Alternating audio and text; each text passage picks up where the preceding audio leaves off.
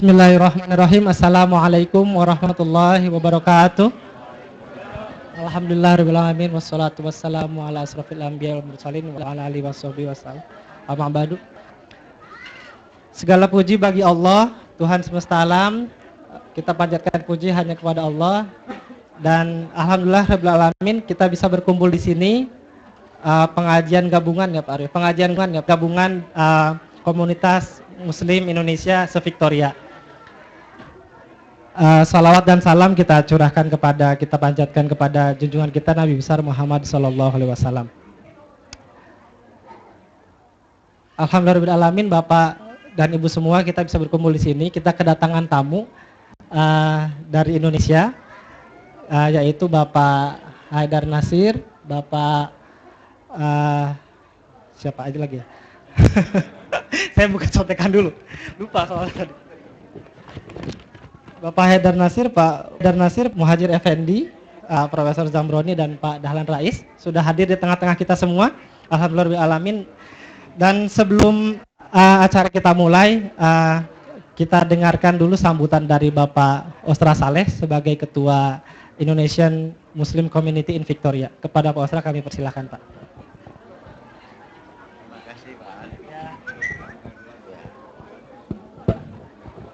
Bismillahirrahmanirrahim. Assalamualaikum warahmatullahi wabarakatuh, Bapak-bapak dan Ibu-ibu. Allahumma sholli ala Sayyidina Muhammad wa ala alihi wa sahbihi ajmain. Pertama-tama saya ingin mengucapkan selamat datang kepada Pak Haidar Nasir dengan rombongan yang telah menyediakan waktu untuk datang ke tempat kami di Westall, Masjid Westall ini, Pak. Terima kasih banyak atas waktu yang diberikan kepada kami. Kemudian juga terima kasih kepada para hadirin, kepada bapak-bapak dan ibu-ibu yang telah menyempatkan waktu untuk hadir di pertemuan silaturahmi ini. Dan terima kasih kepada ibu-ibu, bapak-bapak dari MIIS yang telah mengorganize dengan baik sehingga bisa terjadinya event yang baik ini. Terima kasih kepada ibu-ibu yang telah memasak masakan yang luar biasa yang tadi kita nikmati. Dan ya, mudah-mudahan sore ini kita bisa mendengarkan sesuatu yang tentunya bermanfaat untuk kita sebagai umat Islam, dan mendengarkan tausiah dari Pak Haidar Nasir yang akan memberikannya. Begitu saja dari kami, dari IMCV.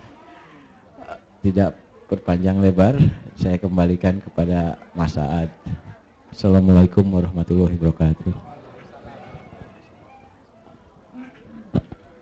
Terima kasih kepada Pak Ostra Saleh, Ketua IMCV atas sambutannya. Bapak Ibu semua, acara ini kita berkumpul di sini dikemas dalam sebuah pengajian ini dikemas dalam sebuah acara forum diskusi dan ceramah, diberi judulnya Peran dan Posisi Umat Islam dalam Suksesi Kepemimpinan Nasional. Nah, banyak yang bilang kan tahun 2014 ini tahun politik gitu. Nah, cuma kita sebagai umat Islam, bagaimana caranya supaya tetap bisa menjaga persatuan atau ukhuwah Islamiyah itu di tengah-tengah tahun yang mungkin memanas ini ke depan. Sebelum kita mulai diskusinya, saya akan bacakan sedikit daftar riwayat hidup dari Bapak Dr. Haidar Nasir. Pak Haidar Nasir ini dikenal sebagai intelektual Muslim, sehari-hari mengajar di Fakultas Ilmu Sosial dan Ilmu Politik Universitas Muhammadiyah Yogyakarta, menamatkan S2 dan S3-nya di bidang sosiologi Fakultas Visipol Universitas Gadjah Mada, dan sekarang menjabat sebagai Ketua Pimpinan Pusat Muhammadiyah. Sementara yang kita mungkin akan dua orang pembicara hari ini. Yang kedua adalah Bapak Dr. Muhajir Effendi. Beliau saat ini menjabat sebagai Rektor Universitas Muhammadiyah Malang. Menarik dari profil Pak Muhajir ini karena dikenal sebagai ilmuwan yang memiliki pakar disipliner. beliau menamatkan S1-nya di bidang pendidikan, S2-nya di bidang administrasi publik, dan S3-nya di bidang sosiologi militer ya Pak ya. Ya. Nah, tanpa berpanjang kalam lagi, saya persilahkan kita dengarkan bersama-sama paparan dari Pak Haidar Nasir. Silakan Pak.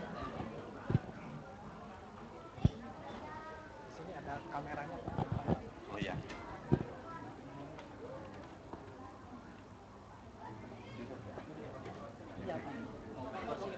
Enggak usah.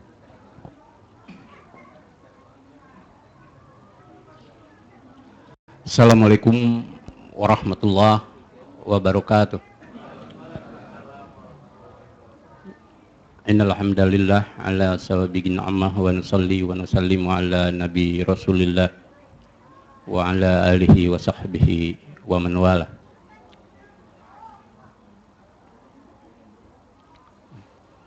Ketua Komunitas Muslim Indonesia di Victoria dan segenap para pimpinan serta seluruh keluarga besar jamaah Muslim di Melbourne ini dan saudara ketua pimpinan cabang Muhammadiyah Melbourne. Alhamdulillah kita bersyukur kepada Allah atas segala karunia-Nya sehingga pada siang hari ini kami rombongan yang tadi sudah diperkenalkan bisa bersilaturahim, bahkan tadi sudah dijamu dengan makanan yang cukup lezat dan nikmat gitu. Mungkin malah di Indonesia nggak ada yang senikmat ini masakannya, di Jogja khususnya.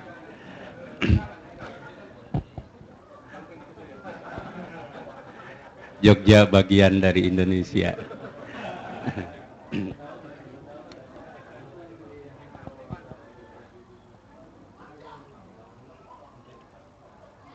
Hal yang paling penting dari pertemuan kita siang hari ini adalah silaturahim, ya, mempertautkan tali persaudaraan kita. Dan sabda Nabi kan, man ahabba ayyub satalahu fi rizqihi wa an yunsa'alahu fi asarihi fal yasil rahimah. Barang siapa yang ingin dipanjangkan usianya, usia di sini dalam artinya di jejak hidup, ya, dalam makna jejak hidup,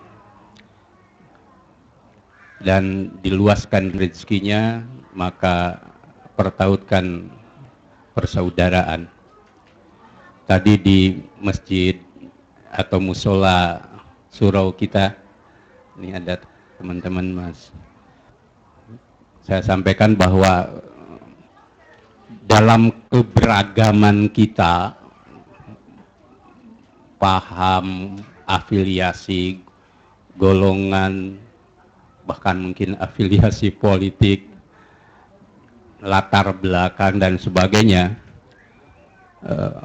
kunci terdalam dari silaturahim adalah ada di dalam kalbu kita, yakni rasa kita sebagai bersaudara. Innamal mu'minuna ikhwah. Jadi di hati kita itulah sesungguhnya pengikat kita bisa bersaudara, yakni iman. Saudara seiman itulah yang paling dalam. Kalau persaudaraan karena kepentingan itu biasanya kalzabad itu ya, seperti buih, sering pas ketemu ya kita bisa bersatu, pas berbeda kita kemudian berpisah, ya. Itu karena kepentingan. Tapi kalau persaudaraan kita karena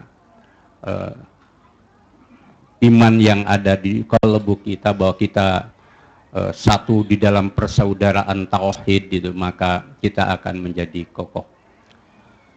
Saya yakin ini pula yang akan menjadi ruh kalau kita bicara tentang kepemimpinan dan suksesi kepemimpinan dalam perspektif Islam, termasuk jelang pemilu 2014, sebagaimana tadi diminta untuk tema kita kali ini. Nanti tema yang spesifik biar Dr. Muhadzir Effendi yang ahli tentang suksesi itu. Ya, jadi saya bicara yang sifatnya umum saja. Hadirin yang berbahagia, kalau kita bicara tentang kepemimpinan di dalam perspektif Islam dan nanti bagaimana kontekstualisasinya di Indonesia, saya ingin bawa pada sketsa besar dari Islam itu sendiri, supaya kepemimpinan tidak lepas dari perspektif atau sketsa Islam yang sangat fundamental. Islam yang kita anut, Islam yang kita yakini, dan Islam yang kita amalkan, itu Islam yang punya fondasi dan cita-cita besar di muka bumi,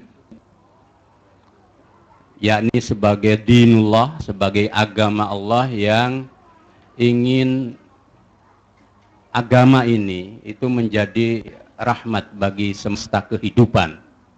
Wa ma arsalnaka illa rahmatan lil alamin. Ini ayat yang universal dan sangat kita hafal. Tapi kita sering tidak meletakkan dimensi rahmatan Islam itu dalam sketsa besar kehadiran Islam sebagai agama untuk membangun peradaban hidup. Yang peradaban hidup itu diletakkan fondasi relasi antara hablum minallah wa hablum minannas, dalam relasi yang utuh, komprehensif, dan saling menyatu.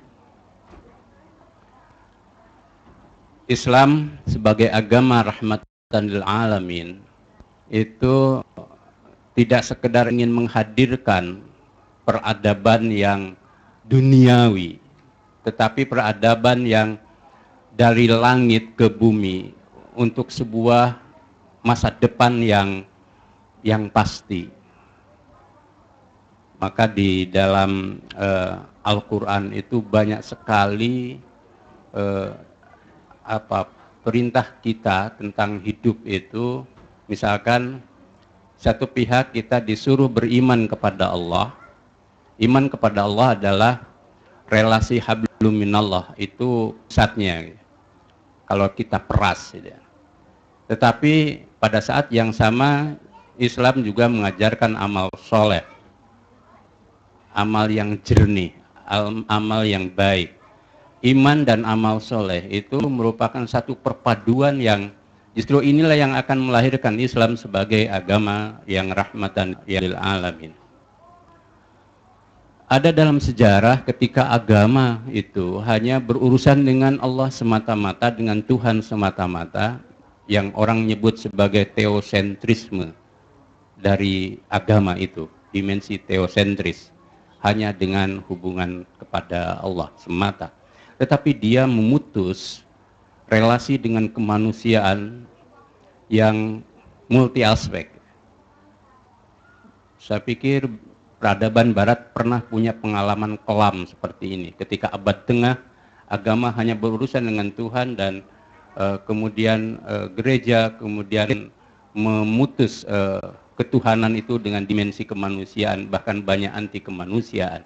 Lalu lahirlah pemberontakan yang kemudian melahirkan barat modern yang pada ujung lain atau pada sisi lain anti Tuhan, anti agama, yang disebut dengan agnostik dan ateis.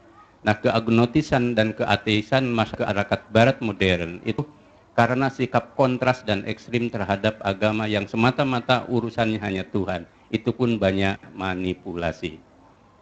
Nah, maka kemudian tidak heran kalau di kemudian mereka melahirkan agama baru yang disebut dengan humanisme sekuler. Itu sebagai sebuah pemberontakan yang sudah deh, ketika agama itu hanya bicara langit, itu pun banyak bias gitu kira-kira. Bias, lebih baik kita hadir ke gabungan dunia yang menurut mereka bisa menampilkan peradaban baru. Tapi selalu setiap yang ekstrim itu menimbulkan paradoks, menimbulkan masalah. Nah, Islam itu tidak itu. Maka Nabi selama 23 tahun setelah di Mekah membangun fondasi, diteruskan di Madinah, di Yasrib. Kemudian tercipta apa yang disebut dengan peradaban Islam.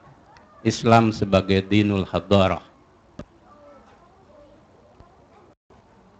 Yasrib yang kota kecil atau desa kecil itu diubah menjadi kota peradaban yang disebut dengan Al-Madinah. Kota yang tamadun, kota yang di atasnya diletakkan fondasi peradaban, yang tamadun itu terkait juga dengan ad-din. Karena kalau dirujuk bisa dibaca di Lisanul Arab misalkan, tamadun itu nanti ada akar kata yang sama dengan ad-din, yakni agama.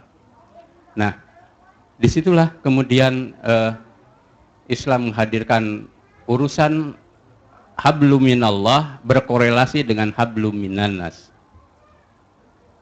Maka di Al-Imran 112 dikatakan duribat alaihimudillah aina masuqifu illa bihabli minallah wa habli minannas ila akhir. Pakai kata duribat ini. Kehancuran, penderitaan, kerusakan atau sejenisnya itu akan tercipta manakala hablum minallah terlepas dari hablum minannas, dan sebaliknya hablum minannas terlepas dari hablum minallah. Nah, maka Madinah lalu menjadi sebuah kota peradaban yang mempertautkan hablum minallah itu dengan hablum minannas. Nah, maka lahirlah pancaran pencerahan al-munawwarah dari tanwir, ya. Nawwara yunawwiru tanwira, sesuatu yang menyinari.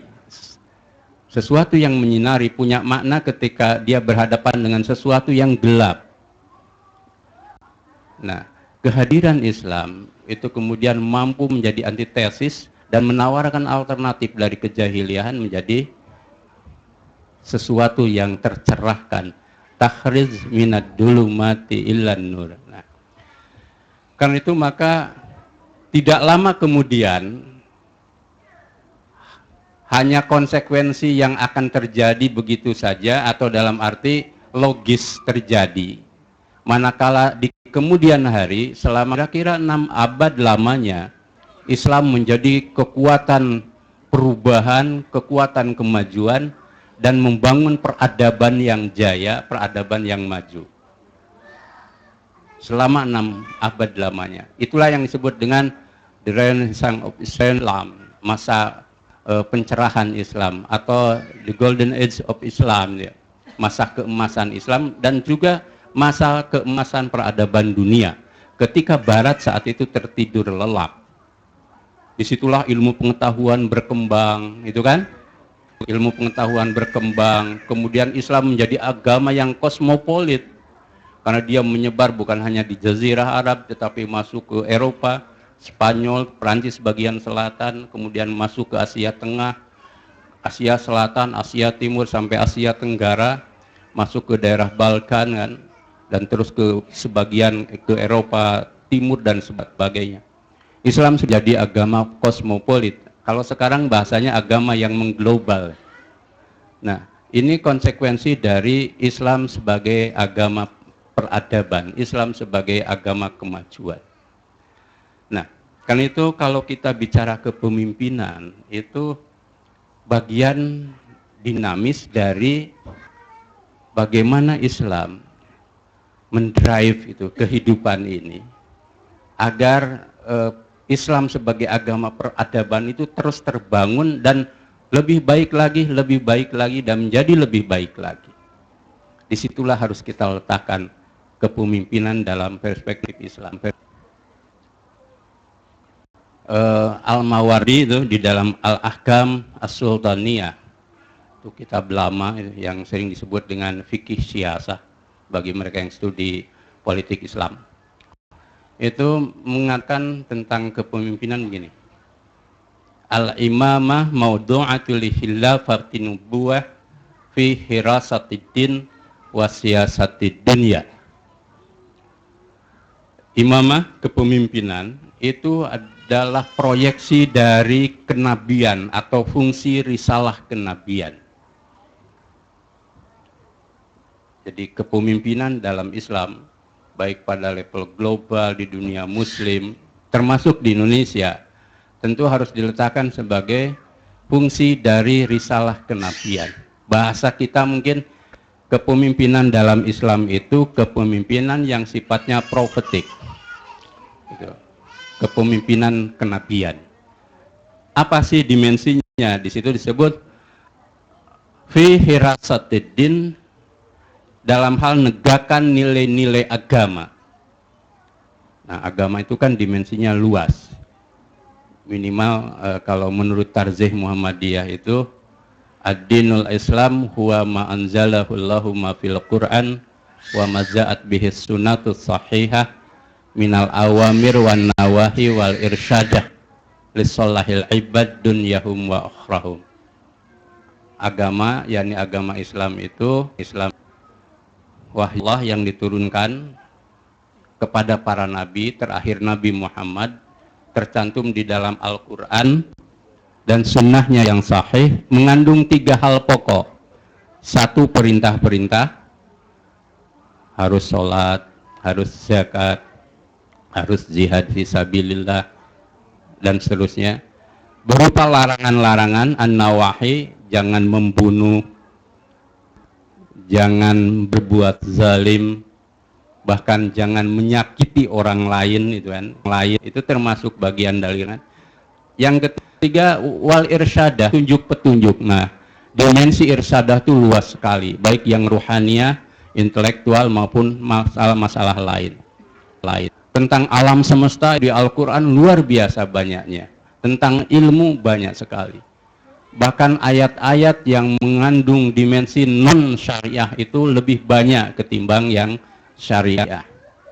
Perbandingannya 90% dan 10%. Artinya apa? Artinya agama kita itu mencakup segala macam hal. Aqidah, ibadah, akhlak, dan muamalah dunyawiyah. Nah, itulah yang harus kita tegakkan nilai-nilai itu, termasuk kita di sini. Antara lain kan merawat nilai-nilai itu dengan sholat jamaah, dengan silaturahim, dengan pengajian, termasuk untuk anak-anak kita yang tentu berada di kultur yang berbeda, itu kan nilai-nilai agama itu harus tetap dirawat, dipelihara, ditegakkan dalam konteks yang lebih luas dalam kehidupan bangsa dan negara. Nah, yang kedua, wasiyasatid dunya, dan mengelola, mengurus urusan dunia. Nah, tadi menegakkan nilai agama, kepemimpinan itu berfungsi. Yang kedua, wasiyasatid dunya, dan mengurus urusan dunia. Siasah. Siasah itu kan diterjemahkan dalam bahasa Indonesia politik. Maka fikih siasah itu fikih politik. Siasat. Tapi dalam politik siasah itu jadi siasat. Siasat itu suka ngakali orang. Jadi kalau jualannya bagus tapi isinya enggak bagus itu siasat itu. Ya bahasa lain nipu-nipu dikit gitu kan, sampai yang besar. Itu plesetannya gitu kan. Tapi siasat di situ ada dimensi. Tapi siasat dalam arti luas itu kan mengatur siasat, mengatur strategi, itu ada bagusnya. Nah, siasat itu dalam bahasa Arab itu sasa yasusu siasah. Itu sawasal amr, mengurus sesuatu dengan baik. Jadi kalau ada orang kunci, kita kunci itu rawat dengan baik, lalu kunci itu bisa kita gunakan, itu termasuk siasah dalam arti mengurus. teman-teman mengurus sesuatu yang ditugaskan oleh organisasi dengan baik itu sia-sia gitu. Ala kulli hal, dari hal yang kecil gitu sampai menutup pintu kunci pagar itu, kemudian membuang sampah gitu, itu urusan dunia kan, sampai ngurus negara dalam arti yang luas, ngurus ekonomi, ngurus politik, itu harus sawasal amr, harus baik dan benar. Itu sebenarnya bisa dipraktekkan di dalam kepemimpinan. Nah, maka aktualisasinya itu kepemimpinan dalam Islam itu ya seperti tadi di sholat jamaah. Sholat jamaah itu ada imamnya, ada makmumnya. Nggak mungkin sholat jamaah ada imam tanpa makmum. Sendirian. Lagi ngapain sholat jamaah? Kok sendirian? Ya sholat jamaah. Itu enggak. Harus ada makmumnya biarpun satu orang. Ya. Tapi juga ada imam, ada makmum, ada kaifiyahnya, ada tata caranya sholat berjamaah. Bagi yang datang terlambat itu terkena hukum masbuk. Jangan mentang-mentang karena imamnya muridnya gitu, lalu datang terlambat kurang 1 rakaat sudah selesai. Tidak, dia harus nyambung 1 rakaat lagi. Dan harus mengikuti jejak imam. Imam ruku, dia harus ikut ruku dan sebagainya. Tidak boleh salam duluan. Karena tidak puas dengan imam, wah tadi imam agak kurang bagus nih bacaannya. Biarpun begitu, ikuti. Sudah kekurangannya dimaafkan Allah itu kan. Tapi jangan kemudian gara-gara begitu langsung makmum salam gitu kan. Nah, sederhana sebenarnya. Ngurus politik juga begitu kira-kira, ngurus yang lain-lain juga. Kalau ada imam, ada makmum, ada kaifiyahnya, dan kita bersama di dalam sistem kepemimpinan yang baik itu, insya Allah jalan. Nah, bagaimana ke depan gitu ya? Nanti yang strategisnya Pak Muhajir, yang ahli militer, gitu, biasa urusan strategi gitu ya. Nah, umat Islam di Indonesia itu mayoritas secara demografis. Hitungannya kira-kira tahun 2000 patokannya 88,22%, digenapkan 90%. Jadi kalau penduduk Indonesia sekarang 240 juta, kemudian sekitar 90% ya bisa dihitung sendiri berapa. Mungkin 117 jutaan ya sekitar itu. Itu besar sekali dibanding Uni Emirat Arab itu cuman penduduknya kan 3 juta ya. Itu kecil dibanding Israel yang perkasa itu penduduknya kan 6 juta ya. Jadi kalau Israel lawan penduduk Indonesia udah menang deh orang Indonesia itu pakai tangan kosong ya. 1 berbanding berapa itu kan ya. Jadi jumlah kita itu banyak. Karena itu dalam konteks kepemimpinan mestinya itu kan umat Islam itu secara politik harus menjadi tuan rumah di negeri sendiri. Mayoritas itu bisa menentukan warna kepemimpinan yang dikehendaki, termasuk siapa yang mau jadi presiden itu kan. Itu. Tapi rupanya itu keislaman secara demografis itu tidak selalu identik dan berkorelasi positif dengan kepemimpinan nasional. Nah, ada aspek persepsi yang berbeda, yang kedua ada aspek politik yang berbeda. Aspek persepsinya apa? Mestinya kalau kategorisasinya Islam itu kan siapapun presidennya yang penting beragama Islam. Itu sudah sesuai dengan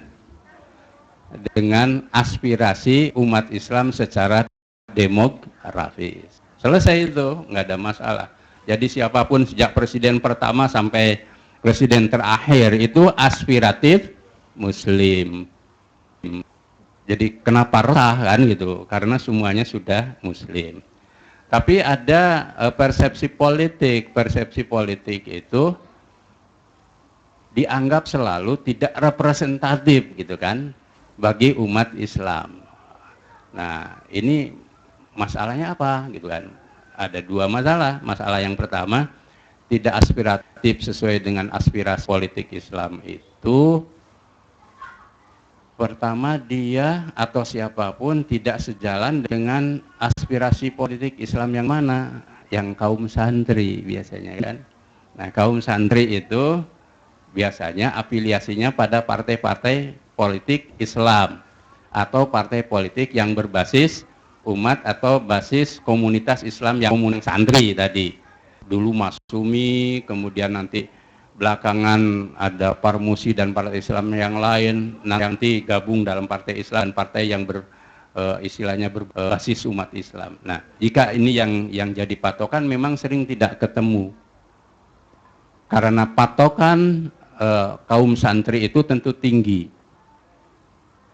Wong dari cara apa dulu Pak Harto ya awal-awal itu kan ketika membiasakan assalamualaikum itu dianggap tidak sebagai bentuk dari filiasi kesantrian. Bahkan orang bilang Pak Harto ingin mengambil hati umat Islam. Tapi lama kelamaan itu tradisi salam dalam ketatanegaraan itu jadi bagian melekat dari kehidupan birokrasi bahkan. Bahkan sekarang salam itu menjadi tradisi budaya yang siapapun melakukannya. Nah, itu memang politik itu dimensinya ada yang jangka pendek, ada yang jangka panjang. Kemudian yang berikutnya, ada problem lain. Kalau kategorisasinya santri itu, lalu sering santri itu terpecah-pecah di dalam atau terbagi-bagi dalam banyak partai Islam. Sekarang aja yang partai Islam, resmi partai Islam itu ada PBB, Partai Bintang Bulan apa Bulan Bintang sekarang. Karena udah 2 kali menjelma, dulu bulan bintang, sekarang bintang bulan apa ya. Pokoknya bulan dan bintang lah dibalik-balik. Nanti kalau kalah lagi, ya, itu aneh-aneh itu. Kemudian Partai Persatuan Pembangunan, ya.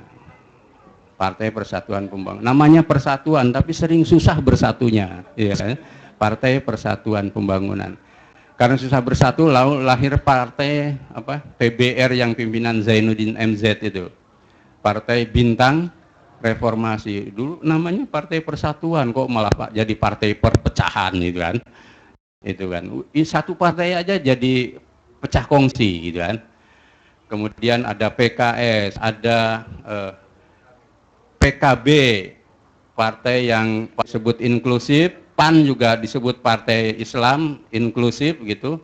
Nah, itu kalau sifatnya untuk seremonial bisa bersatu insya Allah ya, untuk hal-hal yang misalkan kalau pas perayaan umat Islam, hari besar Islam insya Allah bisa bersatu. Kalau besok tokoh partainya datang ke Masjid Hostel ini, itu insya Allah semuanya bisa saling berangkulan, ya, bersalaman.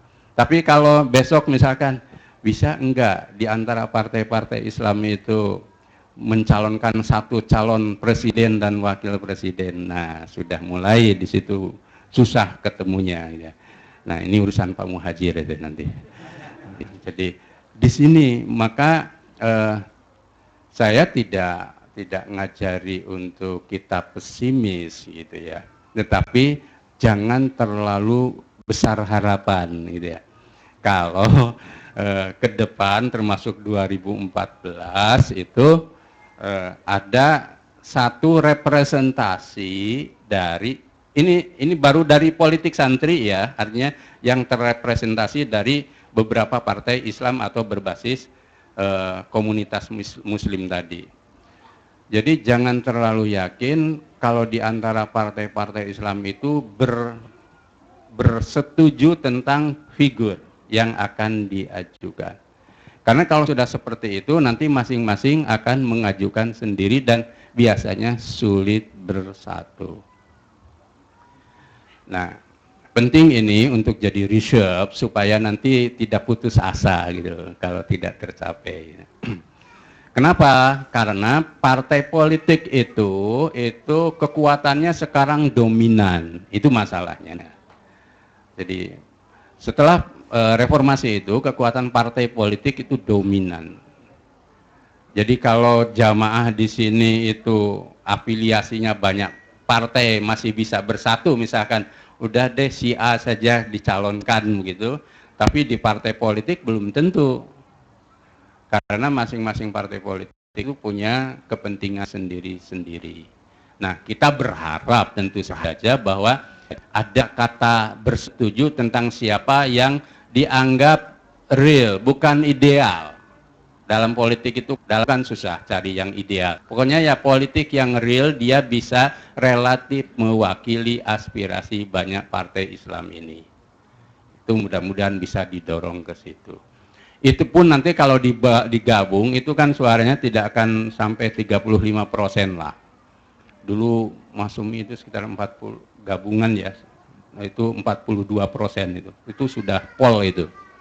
Jadi, nah itu saja belum. Nah yang kedua, kalau aspirasinya lebih luas lagi, di luar yang santri itu kan ada masyarakat Muslim Indonesia, itu yang orang nyebut abangan, tapi sekarang abangan campur putihan. Ya, karena banyak yang dulu kita sebut abangan itu, mereka sekarang sudah pakai busana muslimahnya seperti ibu dan saudara sekalian yang ada di ruangan ini, bahkan mereka sudah banyak yang dulu tidak berkerudung, dulu tidak pengajian. Coba kita lihat sekarang itu, kalau ada acara tentara itu, ini ahli tentara itu, istri-istrinya itu pada berkerudung sekarang, dari jenderal yang besar sampai jenderal yang kecil gitu, itu pada berkerudung gitu. Ya, itu luar biasa kan, mereka naik haji, umroh dan sebagainya. Artinya yang abangan pun sekarang sudah putihan, tetapi afiliasi partai mereka itu tidak ke partai politik Islam. Ya ada satu dua gitu kan, tetapi pada umumnya ya ke partai-partai itu nasionalis atau apapun namanya. Nah, aspirasi ini tentu juga akan berbeda dengan aspirasi yang pertama.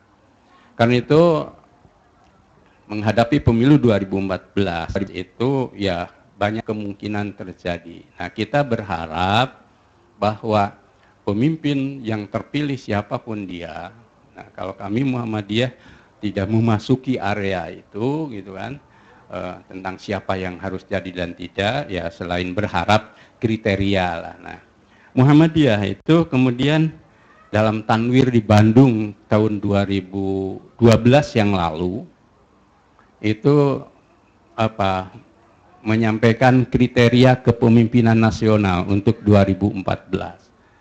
Jadi siapapun dia, pertama harus punya kriteria sebagai pemimpin religius. Ya tentu Muslim itu kan, itu karena kan sudah bakal otomatis lah untuk Indonesia itu. Pemimpin Muslim yang religius, yang antara kata sejalan dengan tindakan, sederhana aja. Jadi rumusannya itu, kata sejalan dengan tindakan. Jadi kalau banyak katanya baik, ya tindakannya juga harus baik. Itulah yang disebut dengan kepemimpinan uswah hasanah. Nabi itu kan begitu.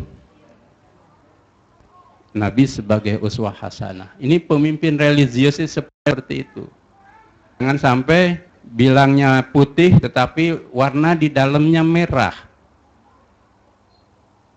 Nah, tentu ini tidak akan terjadi tiba-tiba. Dan inilah tantangan bagi para politisi dan pemimpin politik Islam. Mulailah dari sekarang. Udahlah, banyak kasus sudah terjadi dari partai Islam maupun partai non-Islam, ada yang terkena korupsi dan sebagainya, sudah. Itu tutup buku sebagai sebuah peristiwa moral yang buruk dan jangan diulangi. Dan jangan apologi bahwa seakan-akan itu tidak terjadi. Bahkan jangan dimanipulasi ke umat bahwa seakan-akan itu tindakan politik, permainan politik. Tidak, itu kasus benar. Kasus demoralisasi. Tutup buku. Ke depan, partai politik Islam, tokoh politik Islam, para politisi Islam harus kata sejalan tindakan. Kalau tidak tahun ini, ke depan mereka akan dipilih rakyat dengan cara yang bagus dan elegan. Siapapun tidak bisa melawan hukum sunatullah bahwa orang yang kata dan sejalan dengan tindakannya, dia akan dicintai rakyat dan umat. Hilangkan segala politik-politik buruk yang kata tidak sejalan tindakan, politik nifak. Gitu kan, itu. Yang kedua, sederhana, pemimpin ke depan itu harus bisa menjadi pemimpin yang problem solver. Punya kemampuan problem solving, pemecah masalah, bukan pembawa masalah. Apalagi dalam dirinya ada masalah. Itu kan problem. Kita milih pemimpin yang diharapkan memecahkan masalah bangsa, dirinya bermasalah. Kata pepatah, fakirus syai la yu'ti. Orang nggak punya apa-apa, nggak bisa beri apa-apa. Orang yang punya masalah, dia akan beban hidupnya. Jangankan memberi pemecahan terhadap masalah bangsa yang besar itu, tetapi dia sendiri bermasalah. Yang ketiga, pemimpin Indonesia ke depan itu harus punya kemampuan mengambil risiko. Berani ngambil risiko, bukan nekat. Berani ngambil risiko. Misalkan ada kebijakan yang harus dia ambil, tapi tidak populer, lakukanlah. Tapi itu demi kemaslahatan. Kayak peristiwa perahu Nabi Nuh itu kan, dibolongi gitu kan. Ternyata itu untuk penyelamatan. Tapi jangan nekat, kan dalam tipe kepemimpinan itu ada dua ujung kutub.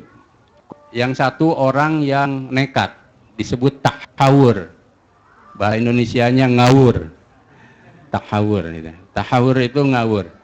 yakni jangankan benar, salah aja diterabas gitu. Nah ini kalau orang Jatim bilang bondo nekat. Ya, jadi itu tahawur. Tapi ada seberangnya lain dari pemimpin atau orang itu tipenya apa? Zubun. Zubun itu apa? Pengecut.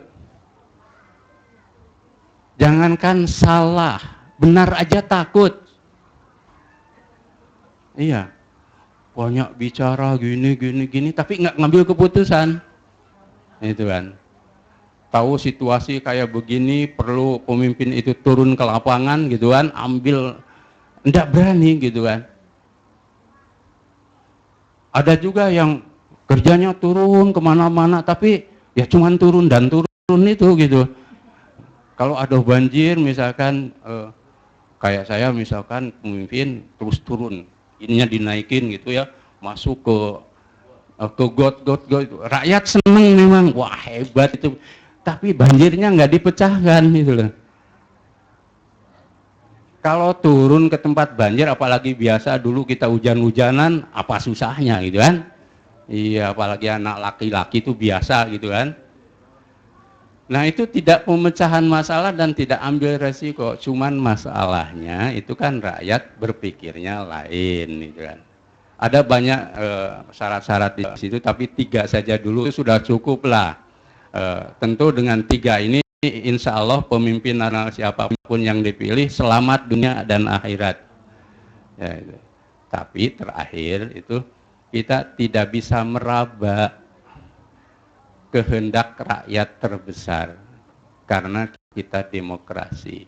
Boleh jadi ada orang yang dianggap baik menurut kita, pas untuk Indonesia 5 tahun ke depan, termasuk oleh Muhammadiyah. Mata rakyat tidak pas karena rakyat masih ingin yang populer, masih ingin yang kelihatannya menyenangkan dan lain sebagainya. Ini urusannya tambah pelik, ditambah nanti bagaimana peran media massa dan lain sebagainya. Karena itu harapan tetap kita tambatkan, tetapi juga perjalanan hidup juga harus kita bangun, yakni bagaimana Islam tetap menjadi kekuatan peradaban di Republik tercinta ini. Disitulah peran kita untuk mengambil posisi yang tidak kalah strategisnya. Nasrun minallah wa fadlun qarib. Assalamualaikum warahmatullahi wabarakatuh. Waalaikumsalam warahmatullahi wabarakatuh. Terima kasih Pak Haidar atas pemaparannya. Langsung saja Pak Muhajir. Mungkin sekitar 15-20 menit Pak, biar nanti kita bisa lebih banyak di sesi diskusinya. Silakan Pak.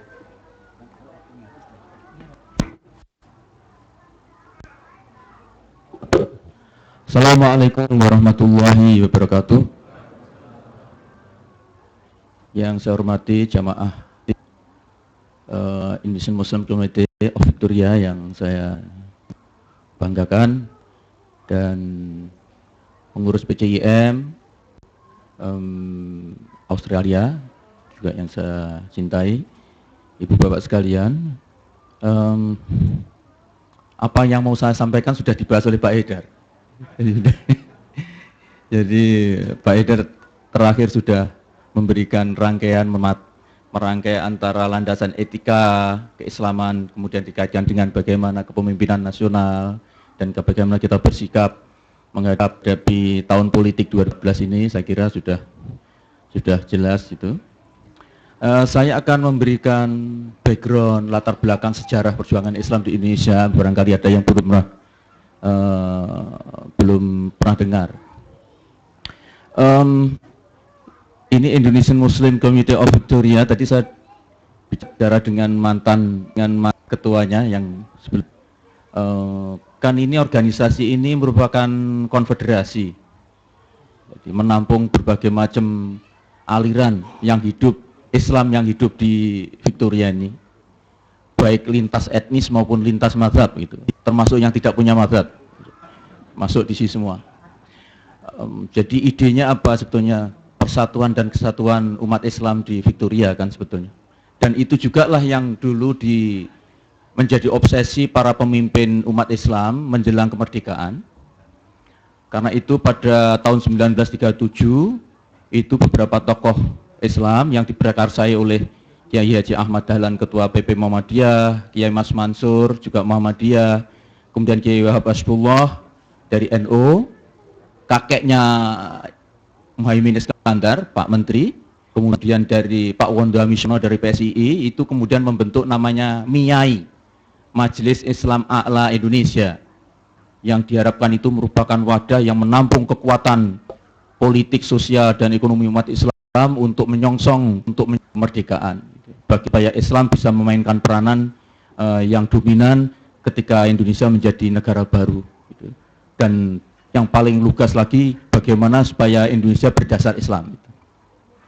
Kemudian MIAI ini karena dicurigai oleh Jepang, ketika Jepang masuk Indonesia, dianggap ancaman oleh Jepang, maka dibubarkan MIAI ini. Kemudian Jepang membuat organisasi pengganti yang bisa dikontrol oleh Jepang, yang disebut dengan Masumi, yaitu Majelis Syura Muslimin, Masumi. Kemudian Ibu sekalian, ketika setelah merdeka 1945, gairah untuk menyatukan Islam sebagai kekuatan dominan di Indonesia itu muncul lagi. Kemudian mereka mendirikan namanya, tetap mengambil nama Masumi tapi diberi tambahan partai, jadi Partai Masumi. Partai Masumi. Kemudian semua ulama sepakat, semua cendekiawan Muslim sepakat. Waktu itu kemudian bahkan pendiri NU yaitu Hadratus Syekh Kiai Hasyim Asy'ari kemudian mengeluarkan fatwa bahwa haram hukumnya ada partai Islam selain Masumi. Kemudian fatwa ini dijadikan pegangan oleh semua elemen yang ada. Kemudian bahkan di Jogja waktu itu kemudian melahirkan namanya Perjanjian Malioboro atau Deklarasi Malioboro, menindaklanjuti fatwa Kiai Hasyim Asy'ari itu, yang kemudian di breakdown bahwa hanya ada satu partai selain hanya Masumi, hanya ada satu pemuda, organisasi pemuda yaitu GPII, hanya ada satu organisasi mahasiswa yaitu HMI, hanya ada satu pandu yaitu Pandu Islam, hanya ada satu organisasi pelajar yaitu PII. Itu yang disebut dengan Deklarasi Malioboro. Tetapi begitu peninggal Kiai Hasyim Asy'ari tidak lama, ternyata semangat kesatuan ini mulai goyah. Tahun 1947 dimulai dari PSII. PSII keluar dari Masumi menjadi partai sendiri. Kemudian tahun 1952 NU juga ikut keluar dari Masyumi, menyatakan menjadi partai tersendiri. Karena itu tahun 1955 pemilu pertama di Indonesia, yang tujuan pemilu itu ada dua, 55 itu. Ini terutama yang muda-muda yang mungkin belum. Pertama itu memilih anggota DPR, dan yang kedua memilih anggota Majelis Konstituante. Majelis Konstituante ini adalah majelis yang bertugas membentuk undang-undang pengganti Undang-Undang Dasar 1945. Karena waktu itu Undang-Undang 45 itu dianggap masih sementara, karena bukan produk dari proses demokrasi, itu hanya diproduk oleh Panitia Persiapan Kemerdekaan Indonesia atau PPKI. Jadi kalau ada orang yang mau merubah Undang-Undang Dasar 45 yang dulu zaman Orde Baru selalu dipojokkan, itu nggak salah, itu memang dulu ada kesepakatan kok. Undang-Undang 45 itu sifatnya sementara. Nah, kemudian Ibu sekalian, ternyata kemudian Partai Islam terpaksa tidak bisa satu, tetapi muncul tiga, yaitu Masyumi, NU, dan PSII. Kemudian dalam pemilu itu muncul empat besar partai. Pertama yaitu PNI. PNI itu sebetulnya hanya menang di Jawa Tengah. Tetapi dia menjadi partai terbesar karena penduduk Jawa sangat besar. Kemudian disusul oleh Masyumi. Masyumi nomor 2, nomor 3 NU. NU pun sebetulnya hanya menang di dua tempat, yaitu di Jawa Timur dan Kalimantan Selatan. Kemudian PKI nomor 4. Jadi ada 4 partai besar. Masyumi walaupun nomor 2, tapi untuk kewilayahan itu hampir menyapu seluruh wilayah, terutama luar Jawa. Masyumi hanya kalah di 3 tempat, yaitu Jawa Tengah, kemudian Timur, dan Kalimantan Selatan. Yang lain dimenangkan, hampir semuanya dimenangkan oleh Masyumi, tapi karena luar Jawa penduduknya sedikit, jadi Masyumi tidak bisa mengalahkan PNI. Ibu sekalian, kemudian setelah itu, kemudian terjadilah pergantian menteri. Saya ingat, jadi pemilu 1905 itu dianggap pemilu yang paling demokratis, bersih, dan jujur. Siapa penyelenggaranya? Yaitu Kabinet Burhanuddin Harahap dari Masyumi. Dan itulah contoh demokrasi yang paling bagus, yang islami, yaitu pemilu pada waktu 1955 itu. Di mana partai penyelenggaranya tidak menang. Yang menang PNI, bukan Masyumi. Coba kalau zaman sebelum itu, pasti yang menang mestinya penyelenggara itu. Itulah hebatnya umat Islam yang diwakili oleh Masyumi waktu itu. Nah, ternyata Masyumi itu di dalam Majelis Konstituante terutama itu tidak bisa mencapai mayoritas. Hanya mencapai 46%. Jadi kurang 4%. Seandainya Masyumi, Partai Islam waktu itu bisa mencapai 50% lebih, maka sangat mungkin waktu itu Undang-Undang Dasar itu, Undang-Undang 45 itu diganti dengan berdasar Islam. Dan itu bukan inkonstitusional, karena itu memang kesepakatan tadi itu yang saya sebut tadi itu. Nah, karena tidak bisa mayoritas, maka kemudian sementara partai-partai yang sekuler, nasionalis sekuler, termasuk PNI dan seterusnya, tidak bisa akur juga, walaupun mayoritas sebetulnya 50% lebih. Karena di sana ada PKI, dan PKI itu nggak akan pernah ketemu dengan PNI, nggak akan pernah ketemu dengan partai Katolik, tidak akan ketemu itu dengan partai Kristen dan seterusnya. Maka dia juga sama-sama menggantung. Nah, sebetulnya ada satu yang menggelidik Bung Karno dan tentara waktu itu, baik seandainya yang menang partai Islam, kelompok Islam, Islam nasionalis maupun yang nasional sekuler ini, itu semuanya sepakat bahwa Indonesia akan dirubah tidak menjadi sistem presidentil tapi parlementer, di mana kekuasaan di tangan Perdana Menteri. Kalau itu terjadi, maka kekuasaan presiden waktu itu Bung Karno berarti akan diamputasi. Yang kedua, mereka juga sepakat bahwa negara siapapun yang menang di dalam Majelis Konstituante itu nanti Indonesia itu akan memegang sistem demokrasi yang supremasi sipil. Jadi militer harus di bawah kontrol sipil. Dan itu yang membuat tentara tidak semua membuka.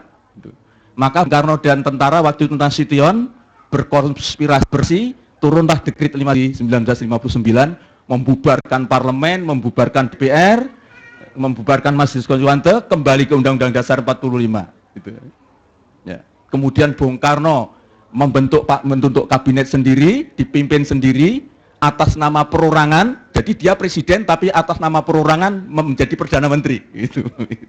Yang kemudian kabinetnya disebut kabinet gotong royong gitu ya. Bung Karno memaksakan kabinet. Salah satu yang sangat tidak disukai Bung Karno, terutama dari kabinet-kabinet yang dipimpin oleh Masyumi, adalah sama sekali tidak memasukkan PKI. Tapi sebetulnya bukan hanya Masyumi, Partai Katolik juga menolak, Partai Kristen juga menolak. Tetapi yang paling disalahkan Bung Karno Masyumi. Nah, kemudian Ibu sekalian, ketika musun kabinet gotong royong, maka PKI masuk. Ya, dan waktu itu kemudian tahun 1960 anggota Masyumi, tokoh-tokoh Masyumi terlibat di DPR RI. Kemudian dijadikan alasan Bung Karno untuk meminta Masyumi supaya bubar tahun 1960 itu. Nah, setelah Masyumi bubar, maka selesailah semangat ide kesatuan, ingin menyatukan Islam di dalam perjuangan politik itu hampir tidak tercapai. Nah, kemudian itu sekalian, setelah setahun, saya akan kembali lagi ke belakang. Saya ingin sampaikan, kalau Bapak Ibu mendapatkan sejarah tentang DITII, sebetulnya tidak sepenuhnya benar. DITII adalah bukan pemberontakan Islam yang sesungguhnya. DITII itu adalah merupakan akibat perjanjian Renville. Waktu Perdana Menterinya Syarifuddin, Amir Syarifuddin dari PKI, dari komunis, Marxis. Ya. Perjanjian Renville itu menyebabkan wilayah Indonesia itu menjadi ciut, hanya sebagian Jawa Tengah dan sebagian Jawa Timur. Dan waktu itu akibatnya tentara-tentara yang berada di wilayah Indonesia sebelumnya harus ditarik ke Jawa Tengah, termasuk pasukan Siliwangi. Kita tahu Siliwangi itu adalah Kodam Jawa Barat, tetapi itu harus hijrah ke Jawa Tengah. Ketika hijrah itu, laskar-laskar Hizbullah terutama tidak mau ikut. Nah, ketika laskar Hizbullah itu tidak mau ikut, bahkan dari Jawa Tengah, laskar Hizbullah dari Jawa Timur lari ke Jawa Barat, mengisi kekosongan yang diisi oleh tentara-tentara TNI itu. Nah, ketika perjanjian Renville batal, kemudian tentara Siliwangi masuk lagi ke Jawa Barat, mau minta tempat yang sudah diduduki oleh tentara Hizbullah ini. Gitu ya. Nah, kemudian kelailah dia gitu. Kok enak dulu waktu dia lari mau menghadapi Belanda. Secara bertahan kok sekarang kok mau diminta kok enak itu. Kelailah itu perang, kelailah. Jadi DIT itu punya faktornya. Faktor yang kedua, meletusnya DIT itu adalah akibat restrukturisasi militer dan rasionalisasi militer yang dilakukan oleh Kabinet Hatta. Disebut program RERA. Karena waktu itu semua satuan tempur untuk mempertahankan kemerdekaan waktu itu jumlahnya sekitar 800.000. Baik itu TNI maupun tentara pejuang itu, termasuk laskar. Kita tahu Bapak Ibu sekalian, tentara Hizbullah itu tentara yang berasal dari madrasah dan pondok pesantren itu kan pemberani-pemberani. Karena waktu itu kan semboyannya kan Aish Kariman Mutsyahidan, Mutsyahidan, hidup mulia atau mati syahid itu kan. Apalagi kemudian ada fatwa dari pendiri NU yang kemudian yang disebut dengan resolusi jihad itu, bahwa membela tanah air adalah syahid itu. Bahkan ada hadis maudhu kemudian kan, Hizbul Waton minal iman, membela tanah air bagian dari iman, itu palsu itu, betulnya bukan hadis. Tapi karena niatnya bagus, dipakai aja itu Hizbul Waton, termasuk Muhammadiyah kemudian pandunya namanya Hizbul Waton. Padahal hadis maudhu itu, hadis palsu itu. Nah, itu. Jadi mereka yakin betul berjuang membela tanah air itu mati syahid. Karena itu dia dulu jadi tentara itu waktu itu tidak perlu ijazah tinggi-tinggi, pokoknya berani dan di pengikutnya banyak, ya sudah dia ngangkat jadi komandan sendiri. Kan pernah lihat itu cerita Naga Bonar itu kan, mayor pancangan papang sendiri, sama waktu itu ya itulah. Jadi karena tentara Hizbullah itu rata-rata pemberani, maka dia banyak yang menjadi komandan-komandan. Lah ketika terjadi RERA, restrukturasi dan rasionalisasi militer untuk menyusutkan tentara hanya 70.000, itu banyak tentara yang dipecat. Dan kriterianya harus punya ijazah. Lah tentu saja yang dari pondok pesantren dan madrasah ini nggak punya ijazah. Yang punya ijazah itu dari TP, tentara pelajar, atau bekas tentara penjajah Kenil. Nah itu, dari Kenil. Bayangkan, semula jadi komandan dipecat. Kemudian yang ganti anak buahnya, yang pelajar yang semula nggak pernah perang itu. Gitu. Bahkan ada juga yang dilorot, yang semula dia kemudian jadi kopral, kemudian yang memimpin jadi anak buahnya, kemudian jadi mayor. Itu. Saya bilang itu jangankan tentara, jangankan Hizbullah, setan pun dibegitukan juga marah itu. Ya. Jadi dua faktor itulah yang kemudian yang memicu pemberontakan DITI itu. Ya. Jadi ini ini klarifikasi sejarah. Jangan kita ikut sebagai yang muda-muda atau terutama kalangan muda, jangan sampai dikelabui dengan sejarah yang terlalu sesat itu. Nah, kemudian ibu saudara sekalian, faktor yang selain pemicu itu, DITI itu dulu salah dieksploitasi tentang praktek-praktek yang tidak islami waktu itu, pemerkosaan, perampokan di Jawa Barat, Tuil Garut itu tempat daerah itu. Sebetulnya itu bukan orang-orang Hizbullah yang melakukan. Jadi kalau kita baca bukunya Cornelis van Dijk tentang Darul Islam, dulu semua orang ingin berjuang, anak-anak muda itu membela kemerdekaan. Tidak hanya Hizbullah, tidak hanya pelajar, perampok pun juga mau bela. Perampok, pengemis, pencopet itu, sehingga dulu ada namanya divisi pencopet. Ada brigade sikatan, itu sebetulnya adalah perampok. Jadi sampai sekarang namanya di Surabaya itu ada batalion sikatan, itu saking terkenalnya dulu. Jadi itu sebetulnya dulu adalah batalion isinya perampok. Tapi berjuang kan nggak apa-apa, perampok tapi juga berjuang gitu. Itu dulu kalau saya demonstrasi mahasiswa, itu kalau batalion sikatan yang turun lari semua, udah nggak ambil pusing. Karena kalau nggak mumpung lawek popor ya pukul betul itu. Itu waktu itu sedang mereka inilah yang sebetulnya melakukan itu. Dia gabung dengan DITI, tapi karena dia bukan dari berlatar belakang dari Hizbullah, ya dia melakukan itu seenaknya itu. Jadi sebetulnya persoalan setelah kemerdekaan dan mempertahankan kemerdekaan itu begitu rumitnya persoalan itu. Kembali ke soal yang berikutnya, saudara sekalian, jadi intinya apa yang saya sampaikan? Umat Islam yang punya ide demokrasi di Indonesia itu pertama adalah umat Islam. Jadi Masyumi itu kalau diterjemahkan kan Partai Demokrasi Islam itu, Asyura gitu ya. Dan itu bersumber dari surat Asyura juga kan.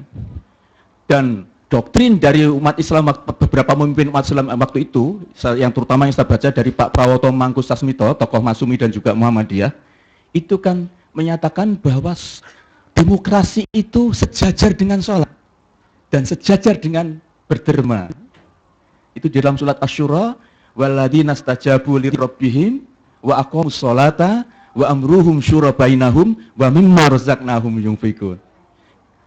Orang beriman itu adalah orang yang memenuhi tuntutan Allah, permintaan Allah dengan apa? Dengan menegakkan sholat, berdemokrasi, wa amruhum syura bainahum, dan wa mimma dan razaqnahum yunfikun, dan berantahikun, dan zakat, entah sedekah atas nama di jalan Allah.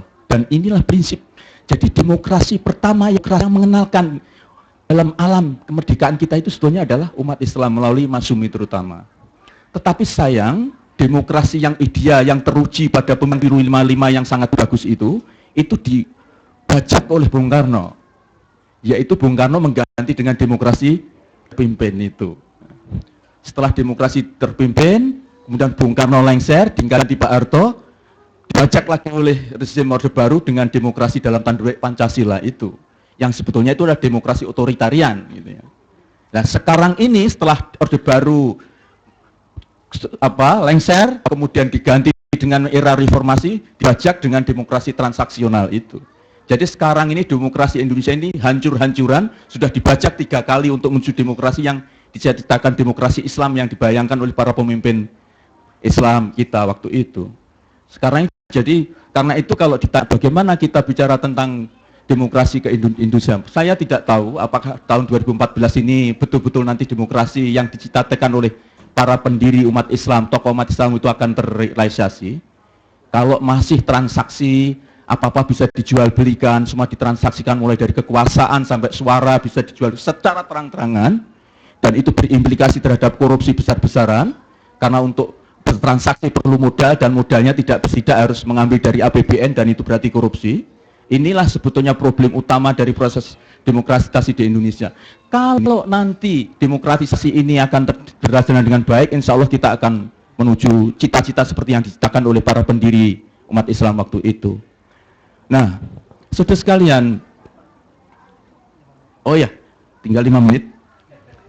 Jadi kita bicara soal demokrasi ini, kembali ke soal tadi, jadi kita harus mencoba mempelajari terutama yang muda-muda bagaimana pikiran, gagasan pemikiran tentang demokrasi para tokoh-tokoh umat Islam. Ingat, umat Islam itu sudah memberikan dharma baktinya, pengorbanannya luar biasa terhadap kemerdekaan, yaitu dengan dihilangkannya 7 kata di dalam pembukaan Undang-Undang Dasar 45. Jadi Badan Penyelidik Persiapan Kemerdekaan (BPUPK) ya, itu kan sudah membuat konsep mukadimah Undang-Undang Dasar dan itu sudah disetujui, yaitu antara lain di situ adalah ketuhanan dengan menjalankan syariat Islam bagi para pemeluknya. Tetapi karena waktu itu kemudian diadakan kompromi, akhirnya dihapus, dirubah menjadi ketuhanan yang Maha Esa. Tapi itu sudah catatan sejarah, tidak bisa diabaikan begitu saja. Bahkan Bung Karno menyatakan bahwa pembukaan Undang-Undang Dasar 45 itu adalah dijiwai oleh Piagam Jakarta itu. Dan ini tidak bisa orang mengabaikan tentang itu. Tetapi saudara sekalian, para tokoh pemimpin umat Islam itu menganggap terjadinya suatu saat Indonesia menjadi negara Islam itu adalah ultimate goal. Cita-cita yang tidak akan terhenti, tidak akan berakhir, nggak pernah berakhir. Ya. Ini yang harus kita pegang. Seperti cita-cita kita menjadi orang Islam. Kita ini kan jadi Islam itu kan sebetulnya nggak pernah selesai sampai mati nanti. Karena itu kita akhirnya kan selalu diminta untuk berdoa. Kalau memang akhirnya kita ini sudah berusaha menjadi orang Islam sampai mati belum Islam juga, paling tidak ketika paling mati itulah supaya Allah mentakdir kita menjadi orang yang Islam kan, orang yang bertakwa kan. Ittaqullaha haqqa tuqatih wa la tamutunna illa wa antum muslimun. Itu kan doa sebetulnya. Ya Allah, saya ini sudah berjuang keras menjadi orang yang bertakwa, tapi kok ya nggak jadi takwa terus ini. Kalau sholat, ingatan saya di kontrak proyeknya belum ditandatangani dan seterusnya gitu ya. Itu kan membuat kita tidak Islam, tapi kita selalu bersandar kepada Allah. Sudahlah, kalau saya sudah berusaha menjadi Islam ini nggak kunjung jadi orang Islam, nanti waktu mati itu loh saya seperti ditakdirkan menjadi orang Islam. Itu saja kan, sama cita-cita umat Islam, pemimpin Islam waktu itu juga gitu, sadar betul bahwa untuk menuju Indonesia yang menjadi bernegara Islam berdasar Islam itu tujuan yang tak selesai, harus diperjuangkan dari generasi ke generasi. Tetapi harus sadar betul ketika di kenyataan bahwa Indonesia itu majemuk. Karena itu sudah sekalian, ketika Partai Masyumi menjadi Perdana Menteri, itu selalu melibatkan koalisi. Kan kalau memang itu punya cita-cita menjadi negara Islam, nggak mungkin melibatkan Partai Katolik. Pak J.I. Kasimo, tidak mungkin melibatkan Partai Kristen yang dipimpin oleh Limena, tidak mungkin melibatkan Partai Sosialis yang dipimpin oleh Syahrir. Satu aja Masyumi yang nggak mau PKI, karena PKI itu anti Tuhan, ateis, nggak mungkinlah dijadikan satu dengan kita. Dan itu tidak hanya Masyumi, Katolik juga setuju, Kristen juga setuju. Jadi kalau memang dulu pemimpin kita itu cita-cita menjadi negara Islam, pasti nggak maulah itu berkoalisi seperti itu. Dan inilah yang tidak bisa yang harus kita klarifikasi, terutama kepada generasi muda yang mungkin pemahaman sejarah Islam belum terlalu dalam. Ini harus betul-betul ditularkan dari generasi ke generasi agar kita punya perspektif yang jelas tentang cita-cita umat Islam itu. Yang terakhir saya ingin untuk ini pengantar saya. Jadi untuk pemilu tadi sudah saya katakan, pemilu 2014 itu kayaknya ya tidak akan ada partai yang berlabel Islam itu akan menang, saya kira gitu. Kemudian juga tidak mungkin yang akan jadi presiden juga, saya kira tetap orang Muslim gitu. Dan itu sudah kita syukuri lah gitu. Tetapi harus dilihat bahwa sebetulnya di Indonesia sekarang juga ada tren yang sangat kurang menggembirakan karena ada kecenderungan bangsa kita, umat Islam itu permisif, mentoleransi, menserbabolehkan siapapun yang tampil menjadi pemimpin tanpa mau peduli tentang latar belakang keagamaannya. Dan itu sulit untuk dan itu saya kira tren yang kurang bagus untuk masa depan umat Islam. Tetapi untuk pemilu 2014 yang penting manfaatkan untuk nyoblos, karena itu bagian dari demokrasi, dan demokrasi itu adalah setara derajatnya di dalam Al-Quran dengan sholat 5 waktu dan bersedekah. Assalamualaikum warahmatullahi wabarakatuh. Waalaikumsalam warahmatullahi wabarakatuh. Terima kasih kepada dua pembicara kita, Bapak Haidar Nasir dan Pak Muhajir Effendi.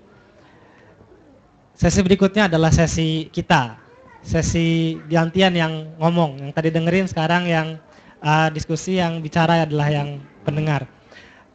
Kita buka sesi diskusi kita, ada dari bapak-bapak, ibu-ibu yang ingin bertanya. Ada satu, Pak Anto, Pak Abu, dan dari ibu di belakang sana, saya nggak kelihatan. Oke, Pak Abu dulu ya, Pak Anto dulu.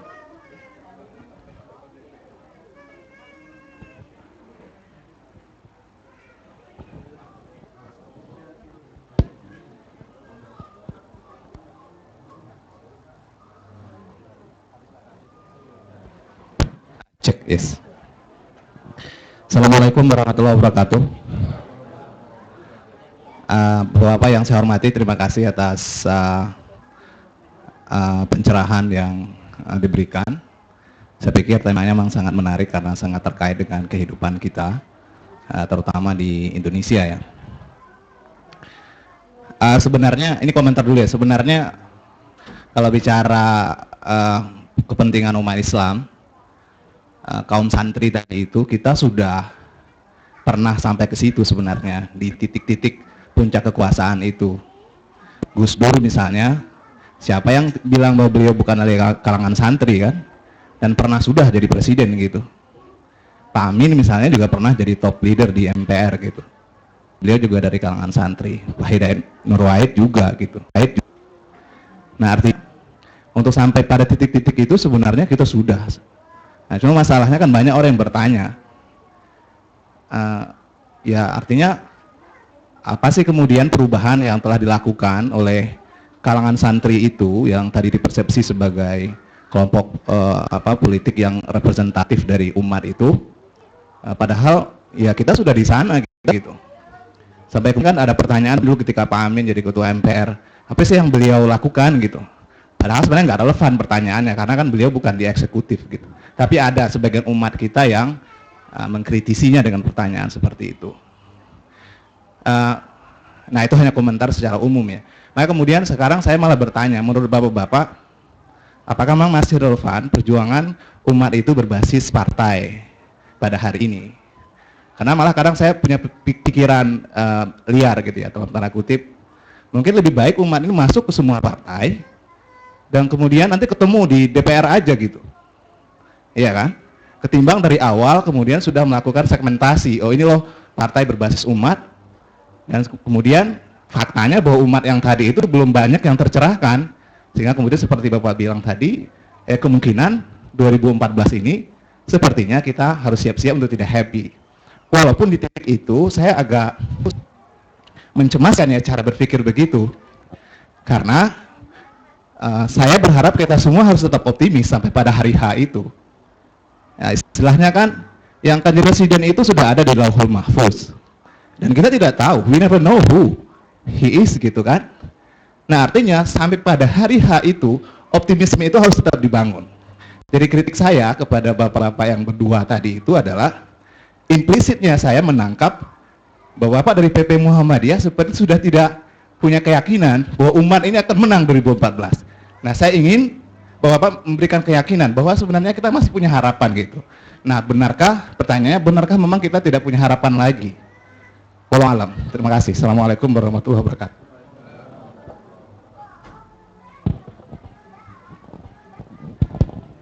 Assalamualaikum warahmatullahi wabarakatuh.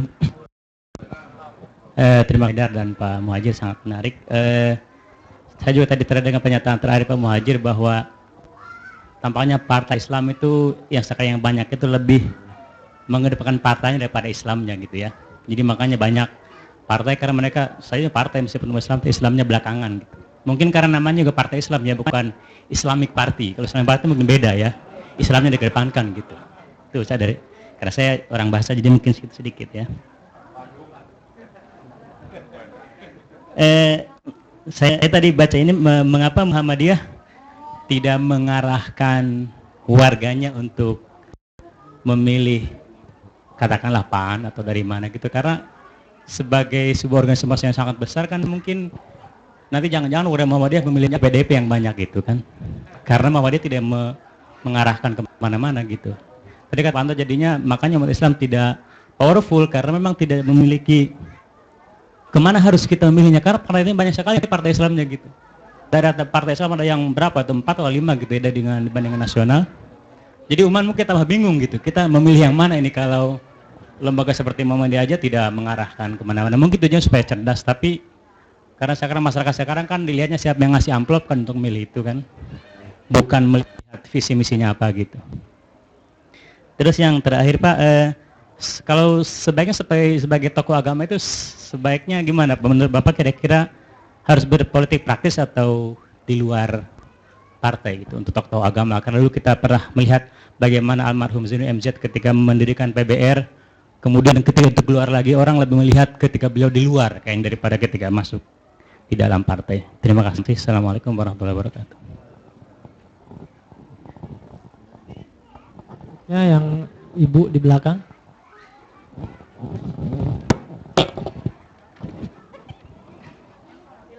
Assalamualaikum warahmatullahi wabarakatuh.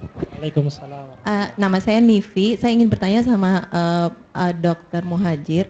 Saya termasuk produk yang belajar belajar sejarah dari dengan frame dari Orde Baru. Jadi banyak sekali yang terdistorsi. Yang saya ingin tanya, saya selalu ingat bahwa buku-buku yang saya baca itu menyatakan bahwa demokrasi terpimpin itu sebagai langkah terakhir karena memang pada saat itu kabinetnya gagal mengambil keputusan apakah kembali ke UUD atau membuat undang-undang baru, dan yang kedua itu terjadi instabilisasi baik di bidang politik dan ekonomi. Nah, seperti yang terjadi di Mesir sekarang. Nah, saya mohon Pak, ini adalah informasi yang saya dapatkan karena memang pelajaran sejarah saya itu sangat diatur oleh Orde Baru yang sekarang juga saya mulai tidak percaya dengan apa yang dulu saya belajar. Jadi pertanyaan saya adalah bagaimana cara, apakah itu betul demokrasi terpimpin itu memang diambil karena memang terjadi instabilisasi dan parlemen pada saat itu sama sekali tidak bisa mengambil keputusan. Jadi apakah ada offsetting antara syuro, antara mengambil keputusan demokratis dengan kondisi negara pada saat itu dengan ketidakstabilan politik dan ekonomi yang terjadi pada saat itu. Itu pertanyaan pertama. Yang kedua mengenai Piagam Jakarta. Saya pernah ikut diskusi dengan teman-teman waktu kuliah dulu, dan kita sampai pada kesimpulan, diskusi tersebut sampai pada kesimpulan bahwa tidak bisanya Piagam Jakarta masuk ke undang-undang itu adalah kekalahan umat Islam yang pertama dalam kenegaraan, dalam proses kenegaraan, karena 7 kata yang dihilangkan itu sangat penting gitu dengan kewajiban menjalankan syariat Islam bagi para pemeluknya. Termasuk itu yang menyebabkan waktu kita mulai pakai kerudung kita nggak boleh dan segala macam itu adalah karena 7 kata itu hilang dari Piagam Jakarta. Padahal pada saat itu umat Islam masih mayoritas. Kenapa kita nggak bisa gitu menekankan 7 kata itu? Karena itu toh juga yang terkait hanya orang Islam. Artinya rules itu hanya applied ke orang yang Muslim. Itu saja mungkin Pak. Terima kasih. Assalamualaikum warahmatullahi wabarakatuh. Assalamualaikum warahmatullahi wabarakatuh. Silakan Pak. Mungkin ini Pak biar kameranya bisa.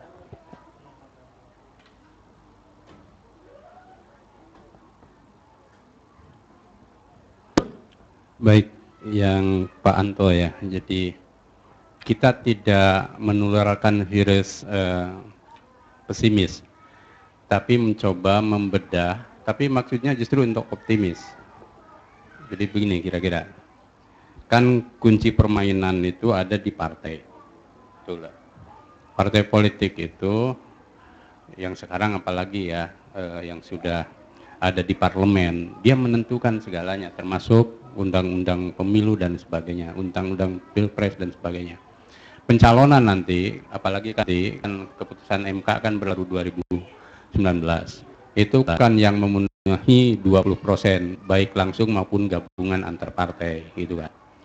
Nah, partai-partai ini itu akan menentukan dan mereka akan saling bertransaksi,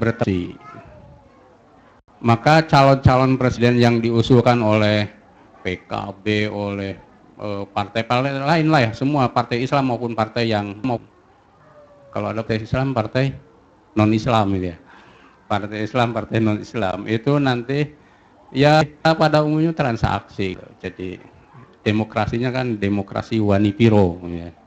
Jadi demokrasi berani berapa, bayar berapa gitu kan. Jadi nah, kita ingin balik gitu kan, logika kita kan dengan kayak gitu, udah kalau memang mau berpikir aspirasi umat Islam, baik dalam konteks kategorisasi santri maupun Islam sebagai kategori demokratis, mau nggak nih partai-partai Islam dulu lah, itu mereka menghilangkan, nah ini penyakitnya, anania hizbiyah, ego politik parpolnya masing-masing. Jadi kalau mereka berhasil itu kita akan lebih mudah gitu kan. Nah, sementara kita ormas, Muhammadiyah dan NU sebesar apapun plus yang lain-lain itu kan tidak punya fungsi langsung di dalam proses politik ini karena posisinya sebagai civil society.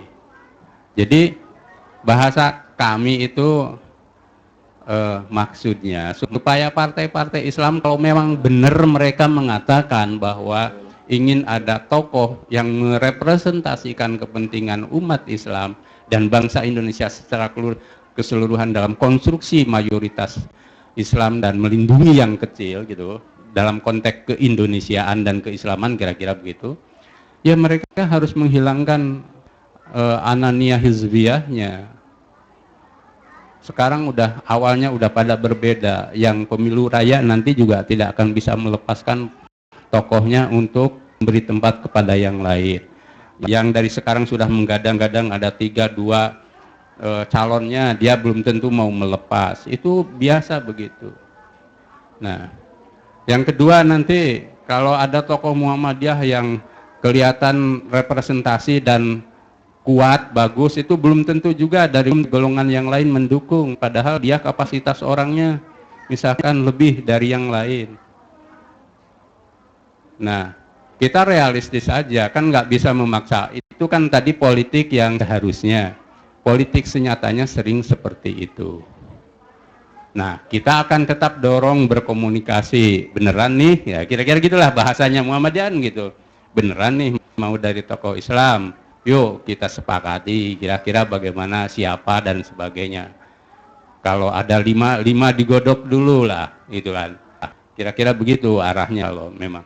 Karena nanti juga ini akan bisa jadi kekuatan daya tawar politik kalau diantara kuncinya di partai politik Islam ini. Nah, begitu. Ya kita ajak, kita dorong. Kan mereka sekarang sudah mulai bilang koalisi, entah namanya poros tengah jilid 2 atau jilid 4 gitu kan. Jadi bener nih, kalau bener yuk gitu kan, coba gitu kan. Soal nanti susahnya itu masalah kemudian itu, tapi bersepakatnya dulu ada etikat politik. Nah itu. Nah dalam konteks yang luas itu masalahnya ada realitas politik yang tidak mudah. Itu masyarakat kita kan belum kritis, politik kita kan kritis, politik budaya politik patrimonial. Nah, dan ya tidak tahu, kita tahu ya, kita kemarin ngobrol-ngobrol nih berempat dari first sampai sini itu kita ngerasa kisani lah ngomongin gitu, Malaysia, Australia, kemudian bekas negara-negara jajahan Inggris itu kan punya persekutuan Commonwealth yang bagus gitu ya. Nah, lalu kita kan seloroh itu enaknya dijajah oleh Inggris gitu. Nah, kita sering berseloroh begini. Orang Indonesia itu jangankan memilih pemimpin, milih penjajah aja salah. Ya kan? Maka tidak heran kalau setiap pemilu salah milih pemimpin, milih penjajah aja salah kok. Milih yang rodo agak dal gitu kan. Jadi ya udahlah, itu realitas sejarah. apakah pemimpin siapapun, kan kalau pakai teori siapa yang jadi itu, kalau pakai logika dari Lauh Mahfud itu kan sunatullah. Sunatullah itu takdir politik. Takdir politik itu siapapun yang jadi, baik yang kita kaki atau tidak, itulah takdiran, kejadian yang harus kita terima. Nah, kalau ini makin rumit kalau pakai teori Lauh Mahfud. Nanti ada yang Jabariyah, ada yang Qadariyah. Jadi kalau pakai Jabariyah, siapapun yang oleh minoritas kita besok tidak, kan santri kan minoritas. Tahu-tahu yang jadi yang populer, tapi tetap muslim. Kalau pakai teori Lauh Mahfud, dia memang dikehendaki Allah. Kenapa kita resah? 7 kata dihapus, proses politiknya rumit, tapi ketika kejadian itu sunatullah. Itu juga dari Lauh Mahfud udah terjadinya begitu. Kenapa kita gelisah terus? Lalu ada orang yang memberi makna gitu, kira-kira termasuk ini soal Piagam Jakarta. Saya masuk ke sini karena disertasi saya di situ juga. Jadi tergantung akhirnya cara kita memaknai proses sejarah itu. Karena sejarah itu ada kejadian yang sesungguhnya, ada konstruksi. Kalau pakai hukum Islam apa yang terjadi, dan tadi kan akhirnya bagaimana kita memberi isi. Tapi dalam sisi lain memberi isi itu dibilang juga itu permisif. Coba 7 kata hilang. Konversinya kan ketuhanan yang Maha Esa. Cari konstruksi keagamaan. Syariat dalam makna hukum Islam, praktek keagamaan itu kan perintah-perintah yang tertulis. Sholat misalkan. Tapi ketika sholat itu harus jadi peraturan yang diwajibkan, bisa jadi problem juga. Dulu Pak Muhajir tidak mewajibkan mahasiswa Umalang untuk berjilbab, tetapi ada edukasi akhirnya berjilbab. Itu bisa pro dan kontra. Sholat, nanti kalau ada polis wilayatul hisbah ngejar-ngejar orang yang tidak sholat, itu problem juga. Udah, nah lalu diganti jadi ketuhanan yang Maha Esa, itu bahasa agamanya apa? Tauhid. Lalu orang berpikir, kan sama saja, substansi bahkan tauhid itu lebih asasi, kira-kira begitu. Debat begitu nggak selesai-selesai. Setiap sejarawan punya konstruksinya masing-masing. Ada yang nyalahkan Ki Bagus, kenapa menyerah? Saya ikut menyalahkan juga pada orang yang menyalahkan itu. Kenapa tokoh-tokoh lain yang dulu bersepakat di Piagam Jakarta kok pada diam tidak membela Ki Bagus yang sendirian sampai dilobi oleh 3 orang, Nats, Pak Kasman sama Pak Hatta. Saya bayangkan siapapun ya, kalau kita dalam posisi seperti ini, lalu ada situasi bahwa negara akan pecah lagi Indonesia Timur, sekuat apapun, yang lobby Pak Natsir, yang lobby Pak Kasman, yang lobby Pak Hatta, Muhammad Hatta maksud saya, bisa bayangkan. Ketika tokoh-tokoh yang lain itu Pak Wahid Hasim, Pak Abi Kusno, Pak Agus Salim, siapa lagi bisa kita sebut, kok tidak berada di belakang Ki Bagus?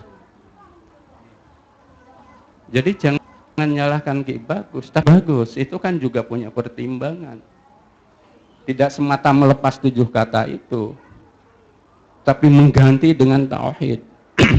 Maka Muhammadiyah di belakang hari bukan membenarkan, ini sudah kejadian sejarah yang takdir Allah kalau kita bersikap dalam konteks yang tadi Jabariyah maupun Qadariyah. Lalu kita sebut negara Republik Indonesia dengan peristiwa sejarah seperti itu Darul Ahdi wa Darus Syahadah, sebagai produk dari kesepakatan bersama, bahwa kesepakatannya bulat, prosesnya liku-liku, ya kayak gitu. Kalau mau saling salahkan ya itu tadi, saya juga ikut menyalahkan gitulah. Nah, itu udah Darul Ahdi, konsensus nasional. Wa Darus Syahadah, tempat kita berbuat untuk menjadi syuhada, artinya berbuat menjadikan Indonesia itu apa? Di situ disebut di Muhammadiyah, jadikan negara ini menjadi baldatun thayyibatun warabbun ghafur. Kalau negara dengan cita-cita itu kan negara Islami juga kan? Ya kayak Islam dan keislaman tadi, formalnya semua orang beragama Islam di Indonesia kan, tapi prakteknya ada yang menjalankan penuh, ada yang tidak. Yang sudah menjalankan penuh aja korupsi juga kan? Iya. Santri itu yang sekarang bawa KPK ini semua tokoh santri yang biasa hidup dari masjid ke masjid. Ada yang pandai bahasa Arab, kalau mimpi tidur bahasanya bahasa Arab. Nah, mau apa? Nah, karena itu kalau saya ke depan ya bikin komitmen-komitmen baru dan tutup buku lah. Jangan bikin saling menyalahkan, karena itu sudah kejadian sejarah, tinggal isi. Indonesia itu menjadi darul ahdi wa darus syahadah, menjadi baldatun thayyibatun wa rabbun ghafur. Nah, lalu komitmennya gimana? Ya, ini urusan politik. Jadi antar tokoh partai Islam dan tokoh ormas Islam yang besar itu bisa berdialog. Nah, kalau saya nawarkan ya masih ada cukup waktu. Dan memang jangan, tadi kalau Pak Muhadjir bilang ya jangan golput, Muhammadiyah juga begitu, wajib kita memilih, tetapi memang harus ada progres dari periode sebelumnya. Bikin komitmen-komitmen baru. Muhammadiyah menawarkan harus ada kesepakatan nasional baru, termasuk di kalangan umat Islam. Nah, termasuk nanti soal perilaku politiknya atau apa yang dihasilkan, memang lalu itu juga perlu penjelasan lebih jauh. Misalkan sumbangan terbesar dari kaum santri lewat reformasi adalah membuka keran demokrasi dan menjadikan Indonesia ini lebih demokratis. Soal kebablasannya biasa. Orang sedang banjir itu segala hal euforia kan gitu. Jadi kayak kita lah, sedang seneng itu, ya orang seneng kan. Itu. Tapi ada masa nanti ketika jeda itu lalu ada rasionalisasi. Peran Pak Amin dan tokoh-tokoh yang lain untuk reform yang masih itu besar. Coba, memang sekarang korupsi masih terjadi. 5 tahun, 10 tahun ini sudah kelihatan, para pejabat sekarang tidak nyaman lagi dengan jabatannya. Dia super hati-hati. Itu sumbangan terbesar. Tidak ada pejabat dari presiden, wakil presiden, bupati, gubernur yang bebas untuk melakukan apa aja tanpa kritik dan kontrol masyarakat. Wah, itu luar biasa. Nah, bahwa selalu ada kebablasannya, tinggal tugas kekuatan civil society, partai politik dan pemerintahan itu ke depan mengisi reformasi itu menjadi lebih normal. Jadi demokrasi juga sekarang ya masih kayak gitu transaksional, tapi saya percaya sebagai seorang demokrat dalam konteks Islam tadi, Indonesia ke depan bisa menjadi lebih baik. Nah, tinggal pilihan-pilihan politik itu perlu kecerdasan. Nah, terakhir perlu kita ini memaknai banyak hal secara lebih konstruksif lagi. Dan itulah tugas kita bersama. Terima kasih.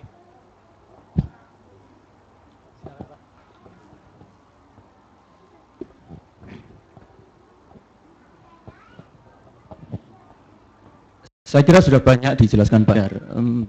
Saya ingin tambah sedikit ya. Sebetulnya ketika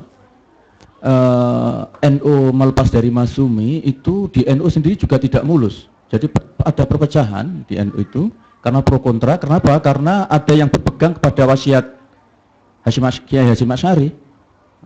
Salah satu di antara mereka yang tidak sepakat NU menjadi partai NU itu antara lain adalah putranya Kiai Asy'ari, yaitu Kiai Karim Hasyim.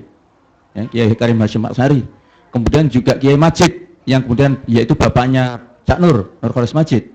Ya, dan itu merembet panjang sekali, ya, sehingga sebetulnya ketika terjadi upaya memisahkan diri itu juga selalu terjadi kegoncangan di dalam Islam.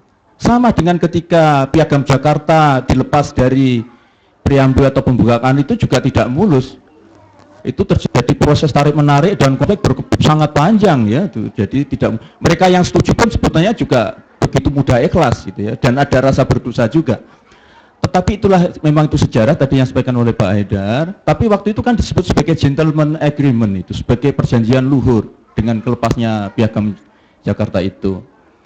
Kalau dianggap itu sebagai kekalahan, tergantung kita melihat. Gitu. Tapi sebetulnya malah justru suatu kemenangan karena kemudian Islam bisa menunjukkan sebagai kekuatan yang bisa merangkul semua elemen di luar Islam. Karena justru dengan dilepasnya Piagam Jakarta itu Indonesia masih bersatu, mayoritas yang 80 hampir 90% Muslim bisa mengakomodasi kelompok-kelompok minoritas dan menjaga keutuhan Indonesia sampai sekarang.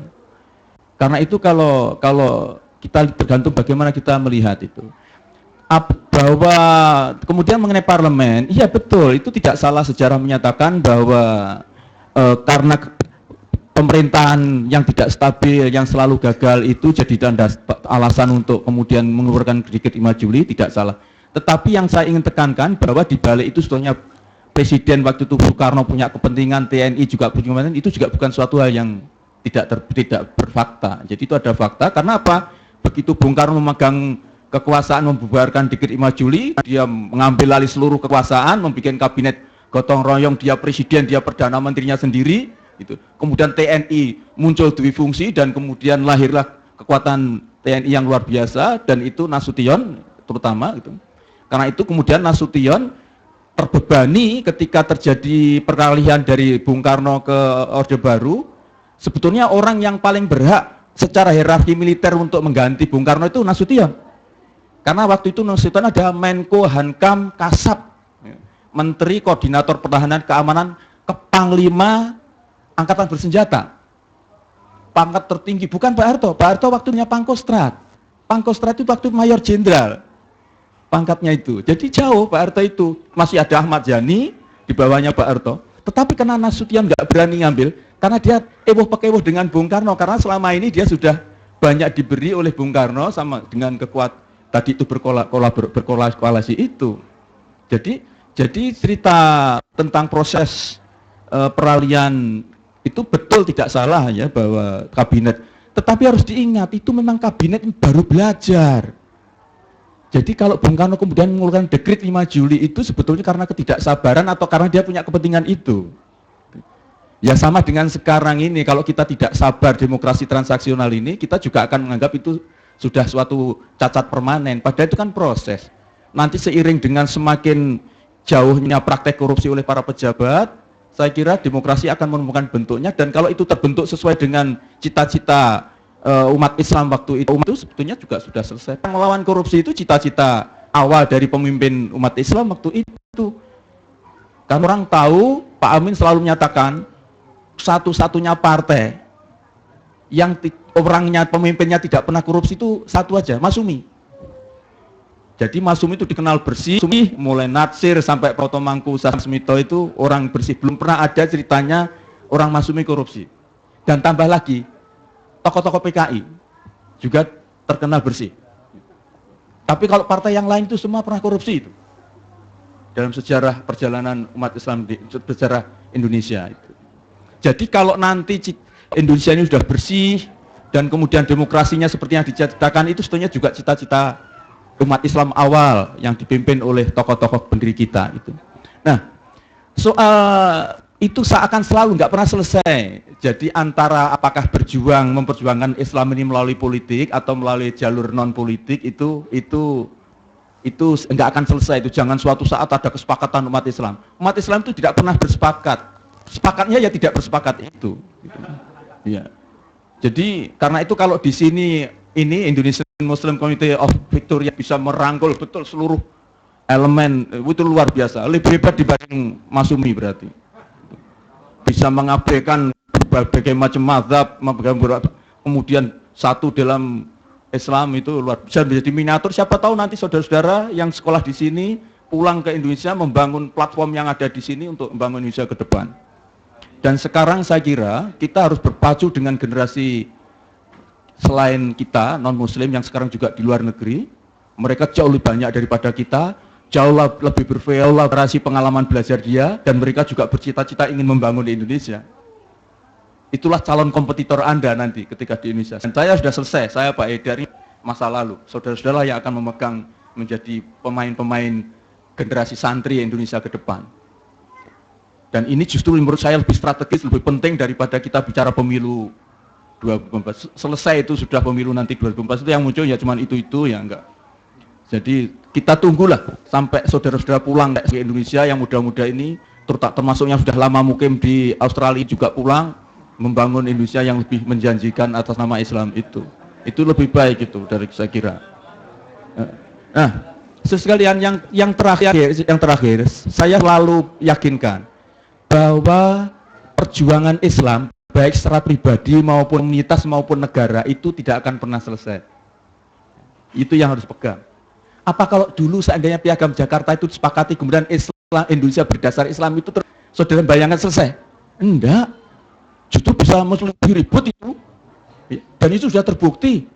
Malaysia itu kan Islam agama resmi negara, ya kan? Tapi apa yang terjadi di sana? Khutbah itu resmi, harus tagnya dari pemerintah seluruh Malaysia dan harus dibaca, tidak boleh berubah. Dan yang baca harus punya lisensi. Karena itu tidak semua masjid kalau Jumatan di Malaysia itu boleh dipakai Jumatan, kecuali yang berlisensi. Bayangkan di sini ruko bisa dipakai Jumatan di Australia, kan lebih merdeka di sini ternyata berislam dibanding negara yang katanya berdasar agama Islam itu. Iya toh, ada yang kita di Malaysia itu kalau Jumatan, kalau orang asing cari masjid yang menyelenggarakan Jumatan susah itu, karena tidak semuanya masjid boleh yang berlisensi saja. Kemudian teks pidato khutbah itu resmi dari pemerintah, nggak boleh ditambah kurangi, itu harus dibaca persis. Yang baca pun harus punya lisensi, harus diiktiraf. Kalau nggak boleh, pelanggaran, dan itu kenanya apa? International Security Act, setengah teroris itu. Bayangkan apa itu? Artinya Malaysia pun juga belum selesai, walaupun juga sudah menyatakan Islam sebagai agama resmi. Karena itulah, termasuk tadi saya sebut, Islam kita juga belum selesai. Jangan kalau sudah merasa bisa ceramah seperti saya ini, kemudian sudah merasa Islam, enggak juga lah. Siapa tahu bapak-bapak yang dengarkan justru yang ternyata masuk ke surga duluan nanti. Gitu, Pak Muhadjir, saya duluan ya Pak, gitu. Saya ternyata pada dulu kan dengarkan ceramah saya gitu. Iya loh, itu kan urusan Tuhan itu. Jangan segera kita menganggap orang lain tidak Islam, gitu ya. Padahal itu kan sudah urusan Tuhan itu. Sama dengan Indonesia, saya yakin akan ada pergumulan yang terus menggulir di Indonesia, dan saya optimis karena apa? Sekarang ini negara terbesar penduduk Islam itu Indonesia, dan penduduknya penduduk dan kekuatan ekonomi yang paling utuh, belum tercabik-cabik oleh perang, belum tercabik-cabik dengan konflik Indonesia. Coba sebut mana? Apa Syria sudah hancur, Mesir sudah hancur, Libya sudah hancur, Arab Saudi hampir ya. Pakistan sudah susah jadi sarang teroris gitu ya. Afghanistan, tinggal Indonesia dengan dua bentuk mayoritas 240 juta jiwa ini, itu kalau ditotal dibanding dengan jumlah penduduk muslim di kawasan Timur Tengah, banyak kita. Ya, jadi sangat kita optimis Indonesia itu. Kalau Islamnya ada yang belum sholat, zaman Nabi pun banyak orang Islam yang belum sholat juga kok. Kan ada orang Baduin yang sampai hampir enggak, kalau datang ke Nabi, Nabi saya ini mau Islam tapi katanya kok sulit, harus sholat macam-macam, kan repot itu. Oh enggak, kamu enggak usah sholat kata Nabi. Lah apa Nabi? Jangan bohong. Itu aja. Oh kalau jangan bohong gampang, saya ini sudah diajari nenek saya, sudah saya untuk tidak boleh bohong. Nah, sudah kamu sudah Islam. Nabi itu gampang sekali. Suatu saat orang itu datang lagi, sejajar begini, tanya Nabi, kamu sudah sholat? Sudah Nabi. Kamu sudah sholat? Sudah Nabi. Kepada dia, kamu sudah sholat? Belum Nabi. Nah besoknya datang tanya lagi. Lama-lama dia cuman sholat supaya nanti kalau ditanya Nabi jawab sudah juga sama seperti yang lain gitu. Jadi begitu Nabi manusiawinya, begitu pendekatan edukatifnya luar biasa kan. Kok kita tiba-tiba mengecap ini enggak Islam, ini enggak Islam, kan enggak bisa itu. Jadi ini proses. Nah, kemudian yang kedua, jangan bayangkan kalau kita itu sudah berislam, kemudian suatu saat Islam itu pasti jaya. Karena menurut sunnatullah sesuai dengan Al-Quran, kejayaan itu digilir, ya kan? Kalau kita baca surat Ali Imran, gitu ya, ya kan? iyam saskum korhun fakot masal qauma korhum misluh wa tilkal ayamu nudawiluha bainan nas wa liya'lamallahu alladziina amanu wa yattakhidha minkum syuhada wallahu la yuhibbuz zalimin. Kata, itu kalau kamu terluka ketika, jadi waktu setelah perang Uhud ketika Islam kalah total itu kan banyak orang Islam yang murtad, sahabat yang mau murtad. Dia kaget, ternyata perang atas nama Allah itu kalah gitu loh. Bayangannya selalu menang gitu. Kenapa? Karena dia habis menang mutlak di perang Badar. Bayangannya kalau dukung oleh Tuhan terus gitu perang terus. Ini kok kalah? Baru kali kok udah kalah lah, pun sudah kalah gitu. Maka banyak yang mulai meragukan. Kemudian turunlah ayat itu. Kamu sekarang terluka, terkalahkan. Ingat, mereka juga dulu pernah terkalahkan seperti kamu, yaitu pada waktu perang Badar.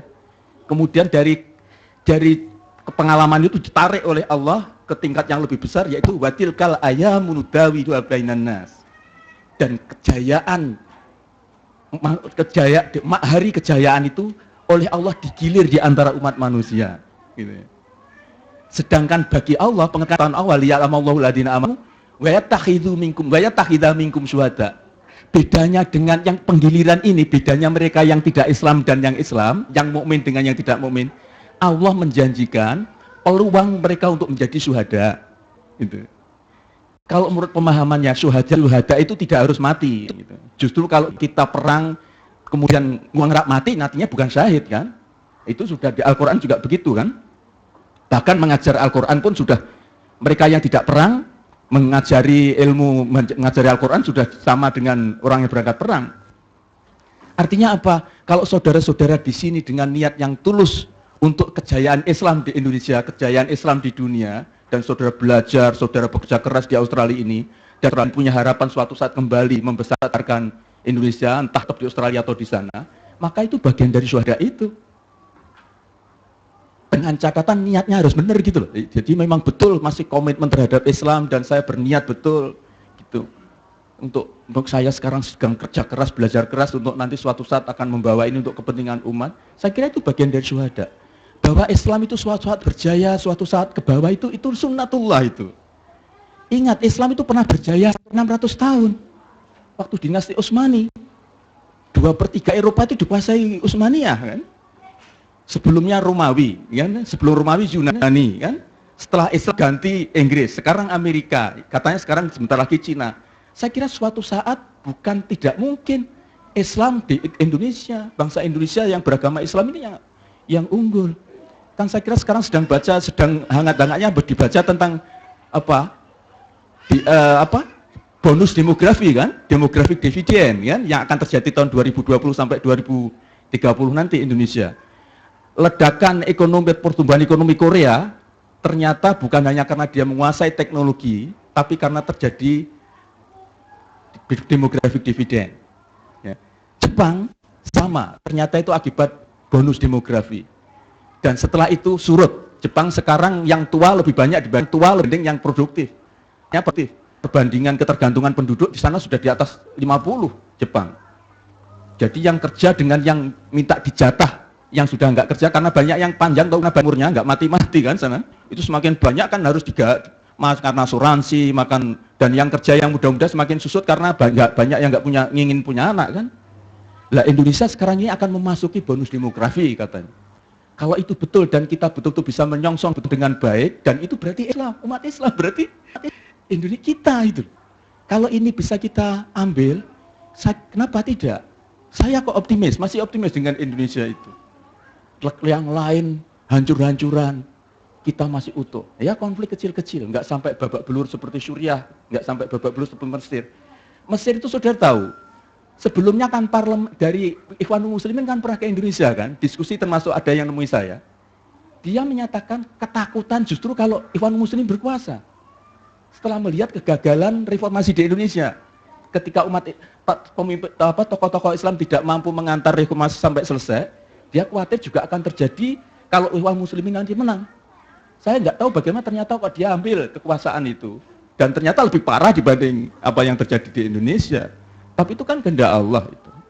Karena itu siapa yang kita harap umat Islam dunia ini, penduduknya yang kita punya penduduk, kita ini kan 12% dari total penduduk umat Islam dunia, dan itu terbesar.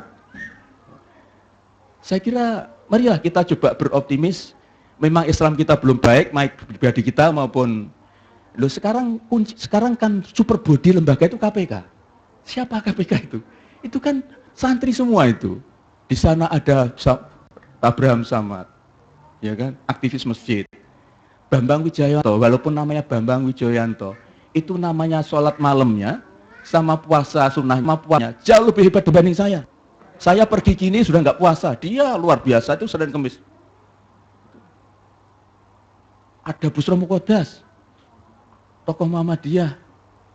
Kalau KPK ini kita dukung sepenuhnya dan dia membuat semua pejabat jera untuk korupsi, saya kira itulah misi cita-cita umat Islam awal ketika kita memperjuangkan Piagam Jakarta itu, yaitu kita kehidupan yang bersih, yang martabat, berhikmah itu.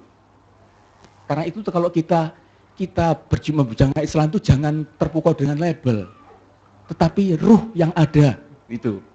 Kalau label dikit-dikit diberi Islam, nanti kursi juga Islam, kursi Islam, rumah-rumah Islam, itu nanti repot itu kita, ya kan?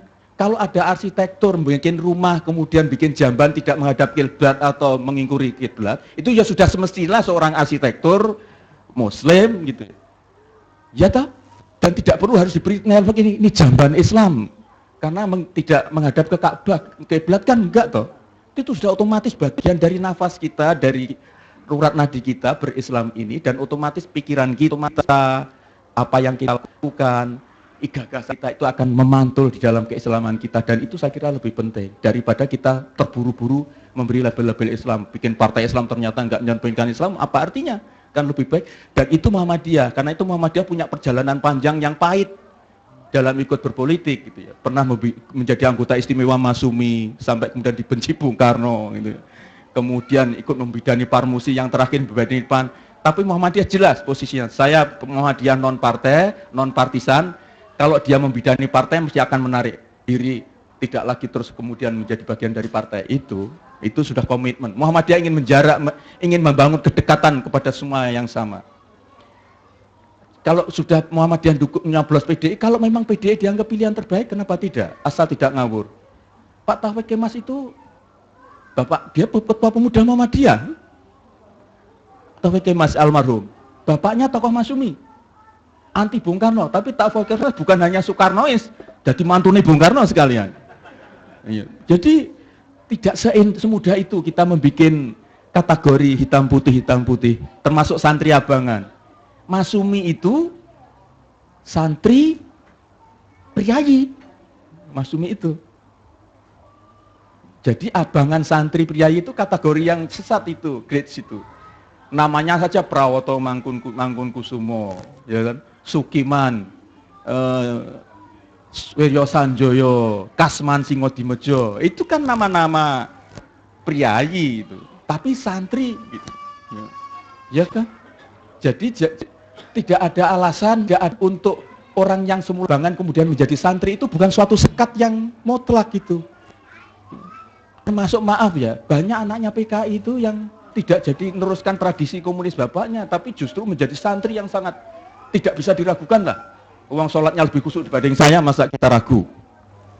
Jadi tidak mudah kita membuat kategori seperti itu. Tetapi memang ada mainstream yang harus tetap kita pegang, yaitu kita ini adalah kader-kader umat, kader-kader Muslim, punya tanggung jawab besar untuk membawa Indonesia menjadi negara yang betul-betul sesuai dengan ajaran Islam. Dan itulah misi dan visi kita, saya kira. Saya kira cukup panjang. Terima kasih. Assalamualaikum warahmatullahi wabarakatuh. Warahmatullahi wabarakatuh. Terima kasih Pak Haidar, terima kasih Pak Muhajir atas pencerahannya sore hari ini. Saya kira sudah cukup ya teman-teman. Nanti setelah ini kita bisa mudah-mudahan sholat asar berjamaah di sini. Banyak sekali yang kita bicarakan sore hari ini. Banyak sekali insight-insight yang menarik untuk kita bawa pulang sebagai oleh-oleh. Tapi izinkan kalau misalnya saya boleh menyimpulkan sedikit bahwa di Indonesia ini adalah seperti kata Pak Muhajir tadi, adalah negara dengan mayoritas Muslim, di mana demokrasi dan Islam itu bisa berjalan dengan harmonis dan kompatibel dibandingkan di negara-negara Muslim yang lainnya. Sehingga suksesi kepemimpinan 2014 sebagai contoh itu bukan hanya hajat bagi umat muslim di Indonesia, tapi bisa juga jadi pembuktian bagi umat muslim sedunia bahwa Islam itu tidak bertolak belakang dengan ide-ide demokrasi misalnya. Dan kita pun harus mencatat dan mengingat bahwa sejarah sudah menunjukkan bahwa ide demokrasi itu di Indonesia berasal dari umat Islam. Namun juga untuk menghadapi peristiwa 2014 ini, saya ingin menutup diskusi ini dengan pembukaan yang disampaikan oleh Pak Haidar bahwa koalisi atau persaudaraan iman atau ukhuwah Islamiyah adalah yang paling penting, paling dalam, paling kokoh dan hakiki di atas segala kepentingan praktis politik semata.